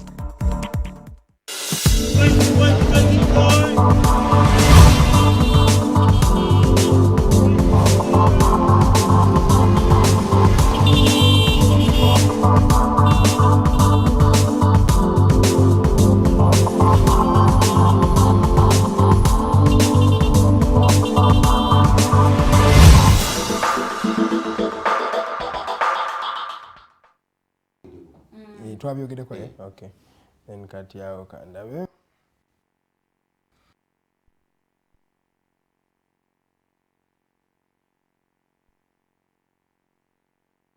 Welcome.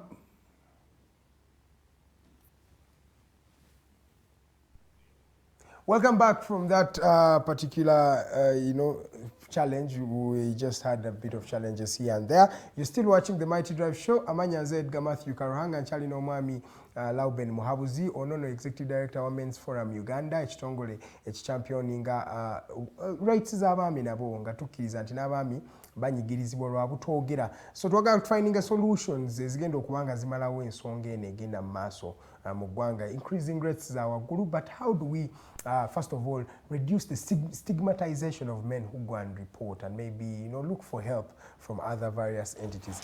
Muhabuzi njagala tutandikire emboozi yaffe nga tumaliriza kwanda edakika mangu tukoze tutya okugyawo stigmatization yeno abaami nti waloopa n'afuuka mulabe?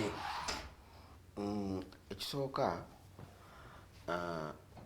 njagala bw'oba onyigiriziddwa bw'oba ogenda okuloopa wulira nti oli mumativu, confident, okuropa si musa okugenda okuropa tuli mu kweswaza tuli mu kweswaza mbutuufu labira ddala nga kyekisinga okuba ekirungi bw'oba ogenda kuropa kiwulire ng'okyeyagaliramu wuliramu emirembe kiwuliremu emirembe it's your right buvunaanyizibwa bwo okuropa ebyo ebikumazeeko emirembe wulira ng'okyeyagaliramu ne gy'ogenze namwe gye bagenda okuropa wulira ng'omwerokaminga tiweebale kujja okuropa muwa amaanyi agajja okuropa leka kumuwa amaanyi agaddayo akube n'abonye abangi abakyala baffe banyinaffe leka kumugamba nti kyakoze kituufu leka kumuga nti oropa otyo omukazi naye nakutawanya n'ojja okuropa muge nti baabanga tusanyusa okulaba weebale kujja okuropa tubuulire bibadde bitya omuwa amaanyi bw'addayo asanga ebaana baga nti bana okuropa si musangu ate bw'oropa ebintu bikyuka mwana wattu kubanga ebintu ebimu bijja mu bulamu buno ng'oluusi twabula ababitugamba kati bw'ogenda okulopa mu ofisi gy'ogenda okulopa osobola okusangayo oline ng'aliko ekisa n'abikula obwongo bwo oga nti kati singa mbadde saaloopa kyoba olaba nti bw'oba onyigirizibwa genda olope kiwuliremu emirembe nti okulopa mba sinnafuye tandikira wali ku geeti bwonna w'osanze ku LC1 mugee nti muneekyamaani omukyala wange notampisamu bulungi naye bwe nabazeemu kyengenda okola nga si kirungi ningamba kanzije wano wa chairman chairman bw'omala gamba nti chairman yaniriza omwami oyo mugee nti weebale kujja okulopa maama katugenda tujja muyita tubulire bibadde bitya muwemu ku magezi nti ako kabadde katono nnyo ako bakakola bwe bati ojja kulaba nti abasajja amaka gagenda atandika kubukaalamu emirembe n'abadde banoba bajja kubakomawo bajja tuula n'abadde omwezi kubanga abadde alowooza bwe yagenda okwenda ajja kufuna emirembe ajja kumaliza ng'atudde wamu n'abadde akuvuma oleega empale kati kubanga bw'ogenda wakyama naga nti omusajja kubanga ti wawulira empale n'onoonya ekiti ky'emmwanyi n'ejjambiyo omutemeko mu naye bw'ogenda okulwa ojja tegeeya empale olina ozireega ddi ozireega ssawa meka ozireega ddi olaba amagezi bwe gaba gazi kati onomanya nti empere nno gireegera mu kawunga ke mbadde sireeta kati kange ndeeta ensawo y'akawunga ngikube wali kubanga mulimu abakyala bambi betulina bambi yabula ekyokugamba n'agamba oleega mpale naye yali abalaga nti akamere okuleeta tikamala tikatumala kubanga ewaabwe banda banga baali balya nnyo kati gwe takubuuliranga kubanga yakutya abasajja abakazi bali mufumba tekugamba mwami we naga wabula ewaffe akanyama kano kaali kattabula twali tukaagala kati bw'ogenda wa chairman okuloopa nabuuza naye mukyala woyo wamu biki byasinga okwagala nange sibimanyi mu butuufu tugende yonoonyereze biki byasinga okwagala waakiri ku bisatu tegeerako kimu ojja kulabira ddala nga bw'oddayo n'okalaga mwami wange katutandise kuntegeera kale singa tewagenda wa LC1 tolaba kati ebyo bw'oba ekifo kyoga nti musango kangwe malire noonyayo banno bakuwe ku magezi kubanga amagezi muliro simenyere waki abasajja tebaagala kwebuuza yalowooza nti nja bimala yabaaswala kalanga njagala otegeeze buli musajja gw'osanga nti ogenda okuloopa golooza kalanga bw'ofuluma babwenoga nti bannange nti mukyala wange yasuze nga mpisa bubi ovaako ki mabeere mutwe ki ekivaako naye byogenda okufuna mu kuloopa amagezi nga bagakuwadde byebirungi ate bigenda kufuula ate omusajja naggwa nno toyo omusajja golaba amaka ge gaali gafa naye bwe yagendako menezifulamu bwe yagendako wa mwami kalanga n'amubuuliramu omukyala we kati bali bwe bati jjukira nti n'amaka gaffe waliwo abatayagala gabeerewo waliwo abagamba ago gaffe bathird party ate awo bebakyasiza okuleeta obuzibu mmanya emikwano w'ogikomya mu bufumbo bwo ffe bwe tuba tuteekateeka abasajja tugamba nti oteeka okuba n'emikwano engegimu bikopo onyweramu binywera nozaayo mukabada abalala fo omala kugiisa n'ojoza n'ogizaayo kati bonna bafunire categories abalala bafuula entebe ojja n'otulako n'ogenda nogirekaawo kati bwona yagala bayingire mu bufumbo bwo abalala bagendaga nti nomukyala gwe wawasono nga takusaana bwe batandika omulabo nga wawasa akasajja nga kampi nnyo sayina ekisajja kyekiwanvu kirimu amagezi kweri kati bano abaleeta ebigambo nabo begendereze funawo basibira bagaye bikwata ku mukyala wange nze nsinga omutegeera naye yalina mukyala ga nti omwami wange nze mutegeera gwerumya abalala ofumba obutambule naye byoga nti omukyala wange n'engeri gye yanyiizizza ngenda kumwekolerako mu malirize tujja kukugulako omusango tukutwale mu kooti bakuvunani yogera ne kubasajja abatamala busonga songa butono ne mukyala we kimu bibiri wa mami gyalobye omukazi yakunyiza mukatono mama buli kimu nga family eri makati w'obufumbo bwammwe mu bufumbo bwoba oyagala kuwangaza obufumbo bwo buli lunaku bayo ne ka meeting buli wiiki bayo ne meeting buli mwezi bayo ne meeting n'omwaka nga gugwako berayo ne meeting ya mwogerezeganye ne mukyala wo mwayina tegeti ky'omwaka guno katuyingide gwa 8 mu gwa 8 muno biki bye mwapulaninga okukola ebibi mugenda byogerako ddi abantu mu bufumbo tebagala kwogera ku bibi byabwe ekituufu ebibyabwe mbyogerako ddi noga naye musajja gwe lumu naye daddy naye lumu nakulegesa ku mpale naye saatigenange ekyava I don't know obuzima abantu tebagala kwetonda ekyo nakiraba nnyo. I don't know why people don't like to apologize. Ate tebakkiriza nsobi yetonde ku ensobi nga tagikkiriza. But everybody has, I feel like everybody makes a mistake. Kalahaga n'abatulaba ne madam abasajja abamu alowooza bwe yeetonda ekitiibwa kisse ekitiibwa kigenzi sina musajja okana n'abakyala ati naye okusiiga abasajja be bagamba neetonda atya wetondera atya nakuwasa naye bwewetondera omuntu awulira ne byabadde agenda kukola kati bambi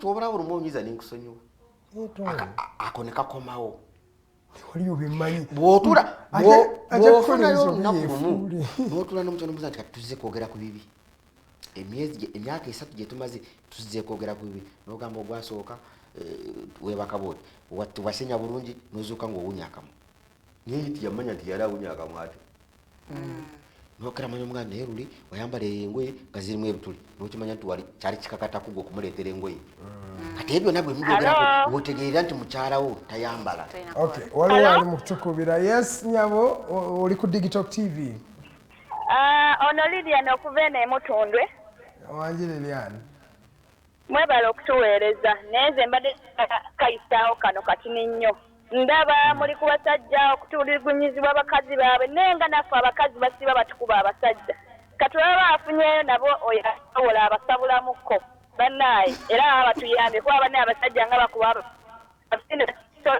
of late nga violence domestic violence I've been on social media nga ndaba aliwo omukyala gwe bakuba ku maternal regular ene amujja yatunde mu society nga as if everything is okay inavaamu omusajja ng'agamba abakazi batukuba namwe abasajja mweddeko mwabatukuba mwemwemu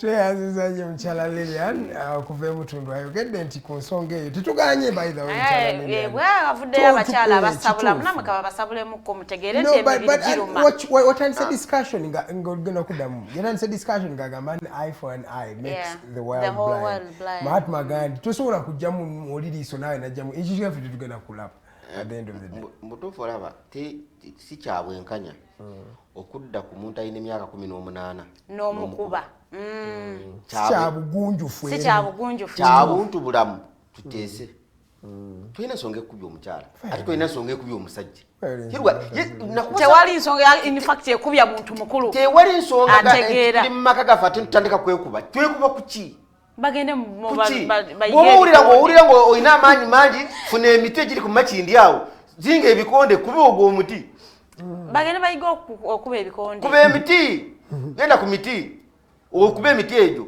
naye omukyala agwomanyi nti maama w'abaana taata w'abaana noddako n'omukuba n'omutuuka n'okumutta n'omuweebuula mugenti nowakubadde alina ensobi mugenti naye wategedde kubanga olwokuba tumwagala zoogerako buli kati olwaleero kubanga otegedde nti nomaka tulinayo meeting gamba omwami nti buli lwa Sunday ssaawa 12 tujja kufuluma nga wali mu muti tubeeko bye twogerako nti si mububi twogere ku bitambuza amaka gaffe n'ebitunyumidde nebino byonna byowulira omusajja byagenda eyo nayendaguza ojja kumuza naye mwami mutuufu nsonyiwa lwaki obwezi buno obambwogere mutuufu ekintu ekimu nze mbirabiraku engeri gy'okireetamu bw'olaba nga kikulemedde mugamba kikuwe yakifurayizinge ojja kunyumirwa Lauben kankubuuze kubanga ndaba akadde katwala when does a partner saka kiteka ku mwami wa mukyala when do they leave the relationship at what point lwasalawo ogamba omanyi enough is enough kino kiganye omwami avadde mu bufumbo omukyala akivaamu ddi obufumbo tebuliko kuva muntu mwaka bw'owulira nga byemukola nga biganye biki ebyo ebibeerawo notukano gamanyi tutawukane ekisooka omwami wakoma okukuba by the way sinakoma kukuba omwami wakoma okukuba anti tubakitegeeza bunaku akukuba newakuba kugumu genda wakoma okukulengeza kulengeza gwe tolina mugaso nzakuliisa nzabalabirira famire yammwe nzagirabirira ewamwe mbayamba buyambi nakusanga oli bubi nze nakuyamba kwegamba ayagala kulaga nti yakuyamba okwagala waliwo n'abakyala abavuma mwami namuweebuula bwati namuteeka wali saidi ezo zombi nobwokiseka bwolaba nga kigenda kuvaamu ebitale birungi muge nti ekintu kino badde nsaba nkikomye wano waliwo ali mukutukubira wano ku simu halo Digitalk TV hello AlternativeDigitalk wanji for such an interesting program nzibantisa Brenda nkubidde Masindi ebiseera ebikyeni domestic violence abadde nnyo ku bakyala naye nga public tevaayo nnyo kukyogerako leero wekituuse ew'abasajja ndaba bataddemu nnyo amaanyi bwebagakubaako nabo bajja kumanya nti biruma. Okay, the scenario I'm talking about here is there is a family I've ever seen fighting over omukyalo okuba nti alina apartment yagizimba naye nga omusajja agipangisa. Okitegedde omusajja mwasoza family omukyala ye muzimbi omukyala ye landlord naye nga mulaga sinze landlord you have to pay rent in time. So omusajja yavayo ng'agamba lwaki onsasuza ennyumba gwe gye wazimba ate nga abaana tubakulizaamu tubakulizaamu ffenna abaana bange abaana babo. Omukyala yamugamba zino zaali ntuyo zange naawe olina ozisasulira. So in such a scenario, how would you guide such a couple? Up to now, the couple hasn't settled at all because omusajja yakigwamu nti ennyumba yali ya mukazi ate omukazi kali kake.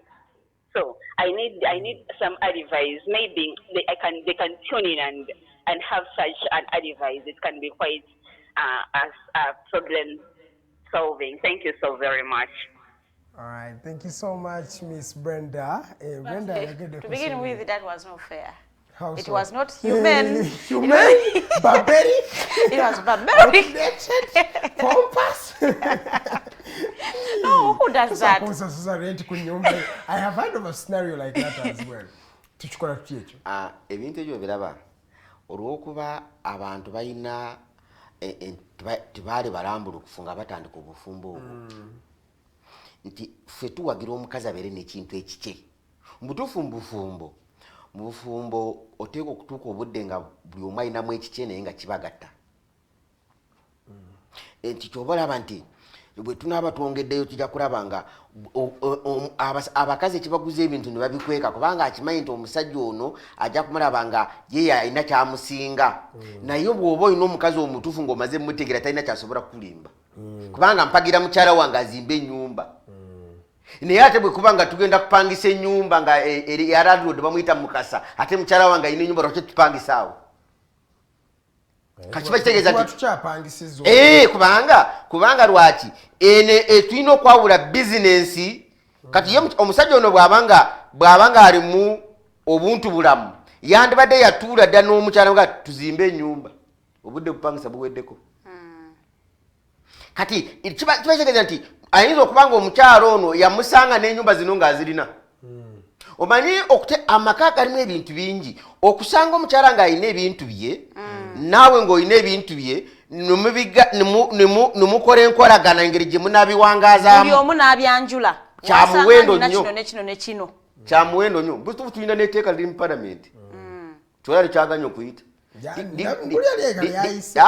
eryo tirinayita neryayita ddala eryetwayisa ddala twalifubako nnyo eryo lyetwayisa liri mu palamenti gaa nti omukazi bw'abajja mu bufumbo ayogere by'alina alina nika mmeka engatto mmeka obuleega bumeka butegeere nange mugambe balina akasaati kamu kati tumanye nti ebitugata byebiriwa tutandikirawo kati kibategeeza nakati mu bufumbo abasajja njagala bategeeza kkiriza mukyala we abeereko n'akantu ke nga kake kikulu nnyo kakulu nnyo. By the way, omukyala yenna ali eyo omanyi obufumbo buno tetubudefinize naye ennaku zino Abannayuganda ogenda n'afumbirwa just bakutandika okubeera bonna ne bagamba bafumbo, which is right. Naye nze kyenkuwa advice, omusajja nga tannakuteekako mpeta wano akako kabeerekako, weekolere keera wo genda okole zimba bibyo, kola bibyo paka lwali kuwasa lwalina okumanya buli kimu ekigenda maaso, because the fact is this, abaami bangi nga omukyala ayagala nnyo atambulire kuye ku mwami, like it's all about them, naye nga tatanamuwasa because at least waba amuwasiza omanya there is leverage wetwawukana nyina keŋŋenda nako, naye oli ali awo amalira budde ayagala buli kimu kyetolole kuye naye nga tayagala muwala abeere empowered. So omukyala yenna beera empowered paka nga amaze kukuwasa wano ne bwakuwasera beera n'obwaba nga akutaddeko akaweta okuteekako akaweta tekitegeeza nti n'ebyalina bibyo biba bibyo bwe mba mugenze mu kkanisa ekyo nakyo si kituufu mu mateeka. Bwe tugenda mu mateeka bwe tuba tugenze mu mateeka etteeka lisigala likyaliwo ssebo nti ogenda gaana abasajja okuteeka ku bantu obuweta. Omusajja yenna akwagala alina okuba ng'ali able ogenda okukuwasa ewammwe, ng'ali able to commit, able and willing. I'm not saying do a grand wedding, but show your woman respect, genda ewaabwe mujjeeyo, genda mu kanisa omuwase. Bwe tuli batufuna omukisa omulala tukomawo tuteekateeka ty abantu basobole okutegeera ebintu bino nti bwengenda mu bifumbo kino nyina okubanga mu maka g'omusajja ono kyola abakazi nze mbeewuunya abeera maka emyaka 2 naye nga talina wadde olugoye musajja bwe era amuleetedde. Kati njagala obeere mu maka gano ddala musajja guno olaba omukyalo ono mu myaka gyonna gy'amaze e maka nga talina wadde olugoye lwo, nze kiwalo kye tuyita nti omukyalo bw'aba atambula akwambadde akwambadde atya ye, kubanga okyali wano okaaba omusajja mukazi ampisa bubi naye akwambadde, omuntu gwe bambadde bamutulugunya tebasobola. ddala nga mukyala wange yafulumye ng'anyambadde anyambala ki ye? Anyambala atya mu bwongo mwendi ku mubiri kwendi nebyayambadde byange. Kati agenda kuwoza atya nti agenda kulaba emirembe gyemuwa ne bwemusanyukira tayinza na kulwaya kubanga yeesunga okundabako. Ennaku zino ebintu byakyuka, abaami tebakyafa ku bakyala tebabateeka. Kati bwebwa obutabanguko bwe tulaba omukazi ayinza okujja n'akuganaga omwami maze n'emyaka egi naye olunaku lweyasooka okunkwana akeyaleetake wekaakoma. Waliwo essimu endala emutukubirwa ndowooza yeeba essimu. Hello. Yes please. Hello. Yes, nkuwulira sebo. Ono Sebo John Bosco Yamani. Wanjibo John Bosco. Alternative mwebale nnyo okuweereza. Omukulu oyo tumweyanza nnyo. Singa mu Uganda eno tufunamu abasajja bo batyonga 10. Naffe abasajja ne batwogerera. Naye naffe abakazi batutulugunya naye we tuvaayo okwogera ne bagamba ffe kwegamba tetulina kubeerako okwogerero. Okitegeera abakazi bavaayo ne bagamba abasajja babukwata naye naffe abakazi abo batukwata batukako omukwano nga tetwagala mazima ddala nga toyagala n'akulemerako. Naye ekintu ng'ekyo tosobola kuvaayo n'okyogera n'ogamba naye omukazi yabadde ankaka. Kati kyembuuza bwe tubeera nga tusangiddwa n'obuzibu ng'obwo ffe tuloopawa twogerawa kubanga mazima ddala oli asobola okukaka nga gwe toyagala. Kati tuddukirewa ku poliisi kubanga tugenda kujja amaani babisekera mu busekezi tebakitwala nga kikulu. Nga Farida wasese wano tuyanza nnyo John Bosco okuva e Makindye ensonga abo baddukire bazadde.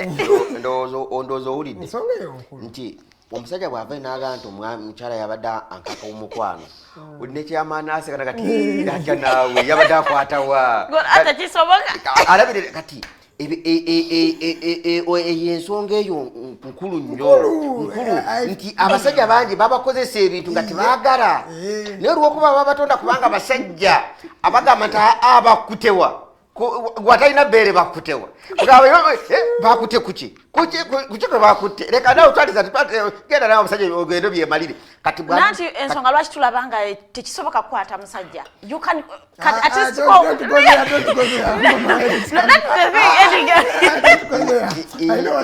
njagala abatulaba Digital TV olwaleero omusajja bw'ajja okuloopa. That is not a justification for rape. Omusajja bw'ajja okuloopa mwanirize manya kyakugamba kyamubaddeko ate akakasa kyamubaddeko kati mwanirize muwagire kaabe ng'agenze kweresibwa genda ku poliisi genda kweresibwa genda ku wonna akulabye olunaku lwaleero kuba ndabakadde kasitwalidde katuliride empenda maybe atusoka tweda kikemu then osiibule the comments just dakikemu 1 minute aba comments tubadde tubayiseeko naye dakikemu discussion tubayitemuko nabo ate tuleme kubalekerera naye nga muli ku AlternativeDigitalk mwebale kulaba tubadde ku domestic violence naddala kusaide y'abaami omukulu Prince agamba I am enjoying the show olwokuba mufunye wabuwolereza mutale Farouk Hussein you are watching from outside Uganda sagala kwogera nsi enaku zina abantu babanoonya naye nga agamba buli kumachanze mbeerako basebo mwe bali kuweereza Rogers tuli ahabwa ogamba abakyala munanansi kati kiri official sibwe kiri bagambye enanansi enanansi n'omunanansi tewali njawulo weeri nabokera teditenja agamba tell them about the Mbavu men who are always there. Anyway, jebali eyo naye nga waliwo nagamba the thing of pastors doesn't sit well with me. How can I tell another sinner how to get out of a problem? Ba pastors enaku zino ba sinners. But anyway, fena tuli baana ba muntu tusobya naye okusikinga help oba advice okuva omuntu omulala nakyo tekiba kibi. Nabukera agamba but sometimes some things are avoidable. If you know 10k will get you beaten, please men leave 20k or 30. No, nenga mwene economy katenike kate kagenda kumala nadanga family yesu kabana abasatu. Katenike kate kagenda kumala nawo omusajja akali fumitirizo omanye nti yadde bagenda kulya kawunga n'ebijanjalo kilo ya kawunga ya katenike nawo yongere ku katenike togenda kubutuka woko nati bwe bobuzibwe tulina they are not empowering their women omukazi akera namuleke wakamubuliri namuleke namusanga waka singa omukyala aba akola muba musobolo this generation people are empowering themselves enaku etulumye nnyo buli omwe muluma nekujjambulira oba kyalina peace okwebakambuliri oba tonawulira naku Farida, thank you for those comments. Please Owen Senyonga is watching the Mighty Drive. Thank you so much for watching, boss. We are deeply humbled that you are watching. Sebo, give us your parting shots mudachikemu kuba tugenda kuona tano. Nianza omukisa gumutuwadde menezi fora mutusangibwa na jana nkombi kuchesimba house kutusinzira okukola emirimu gyaffe gwayina ekikutawanya kyonna ono omusango yagalagenda kuwaaba ononyangeri gyowaaba tulina balooya kubanga menezi fora mulina balooya jangu tule mu nsonga ezo tulabe nga tukanya tuleete emirembe tuleme kujja bwekikonde waka n'obutuba twawuka n'obulungi nga bwenca gwe twesanga tusobola okwebuuzaako kubanga tulina abaana ate abaana bakyatwetaaga tukubireko ku simu zaffe 0758 206 782 0758 206 782 tukubireko gwayagala kujja tubasomese tunoonyeko tuje tubasomese tulabe ng'emirembe gibukala mu maka naye tugamba nti gwe omusajja bw'owulira ng'onyigirizibwa agenda oloope likagamba nti omusango ngwemalire naawe omukyala bwotyo bw'oba okola tweyanzeeke kale tweyanza nnyo Mwami Leonard Lauben. Thank you so much for coming through and gracing our show. Farida Bikobere, njagala, I give you the prerogative and the privilege to finish and end the show. Umkoze no Mwami Rogers ku camera, ate Jeremiah Mchebe, atude wali mu control room no Mwami mukose Arnold Anthony. Mwebale kola tusinkane olunaku olw'enkya tuliyo ne Professor George Wilson Kanyihamba agenda kubaawo no Mwami Norman Tomohembese. Happy birthday Kato, enkyanyiza okubeera obutabeera ku set kugamba happy birthday naye nga kwagaliza amazaalibwa malungi. Have yourself a good day.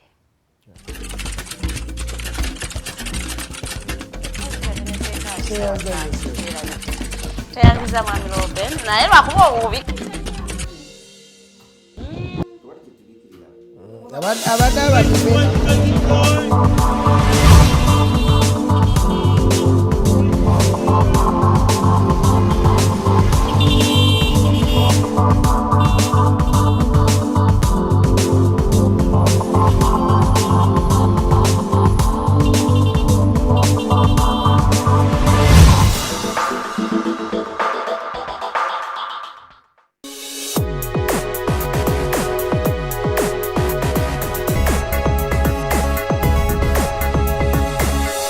Alternative Digitalk.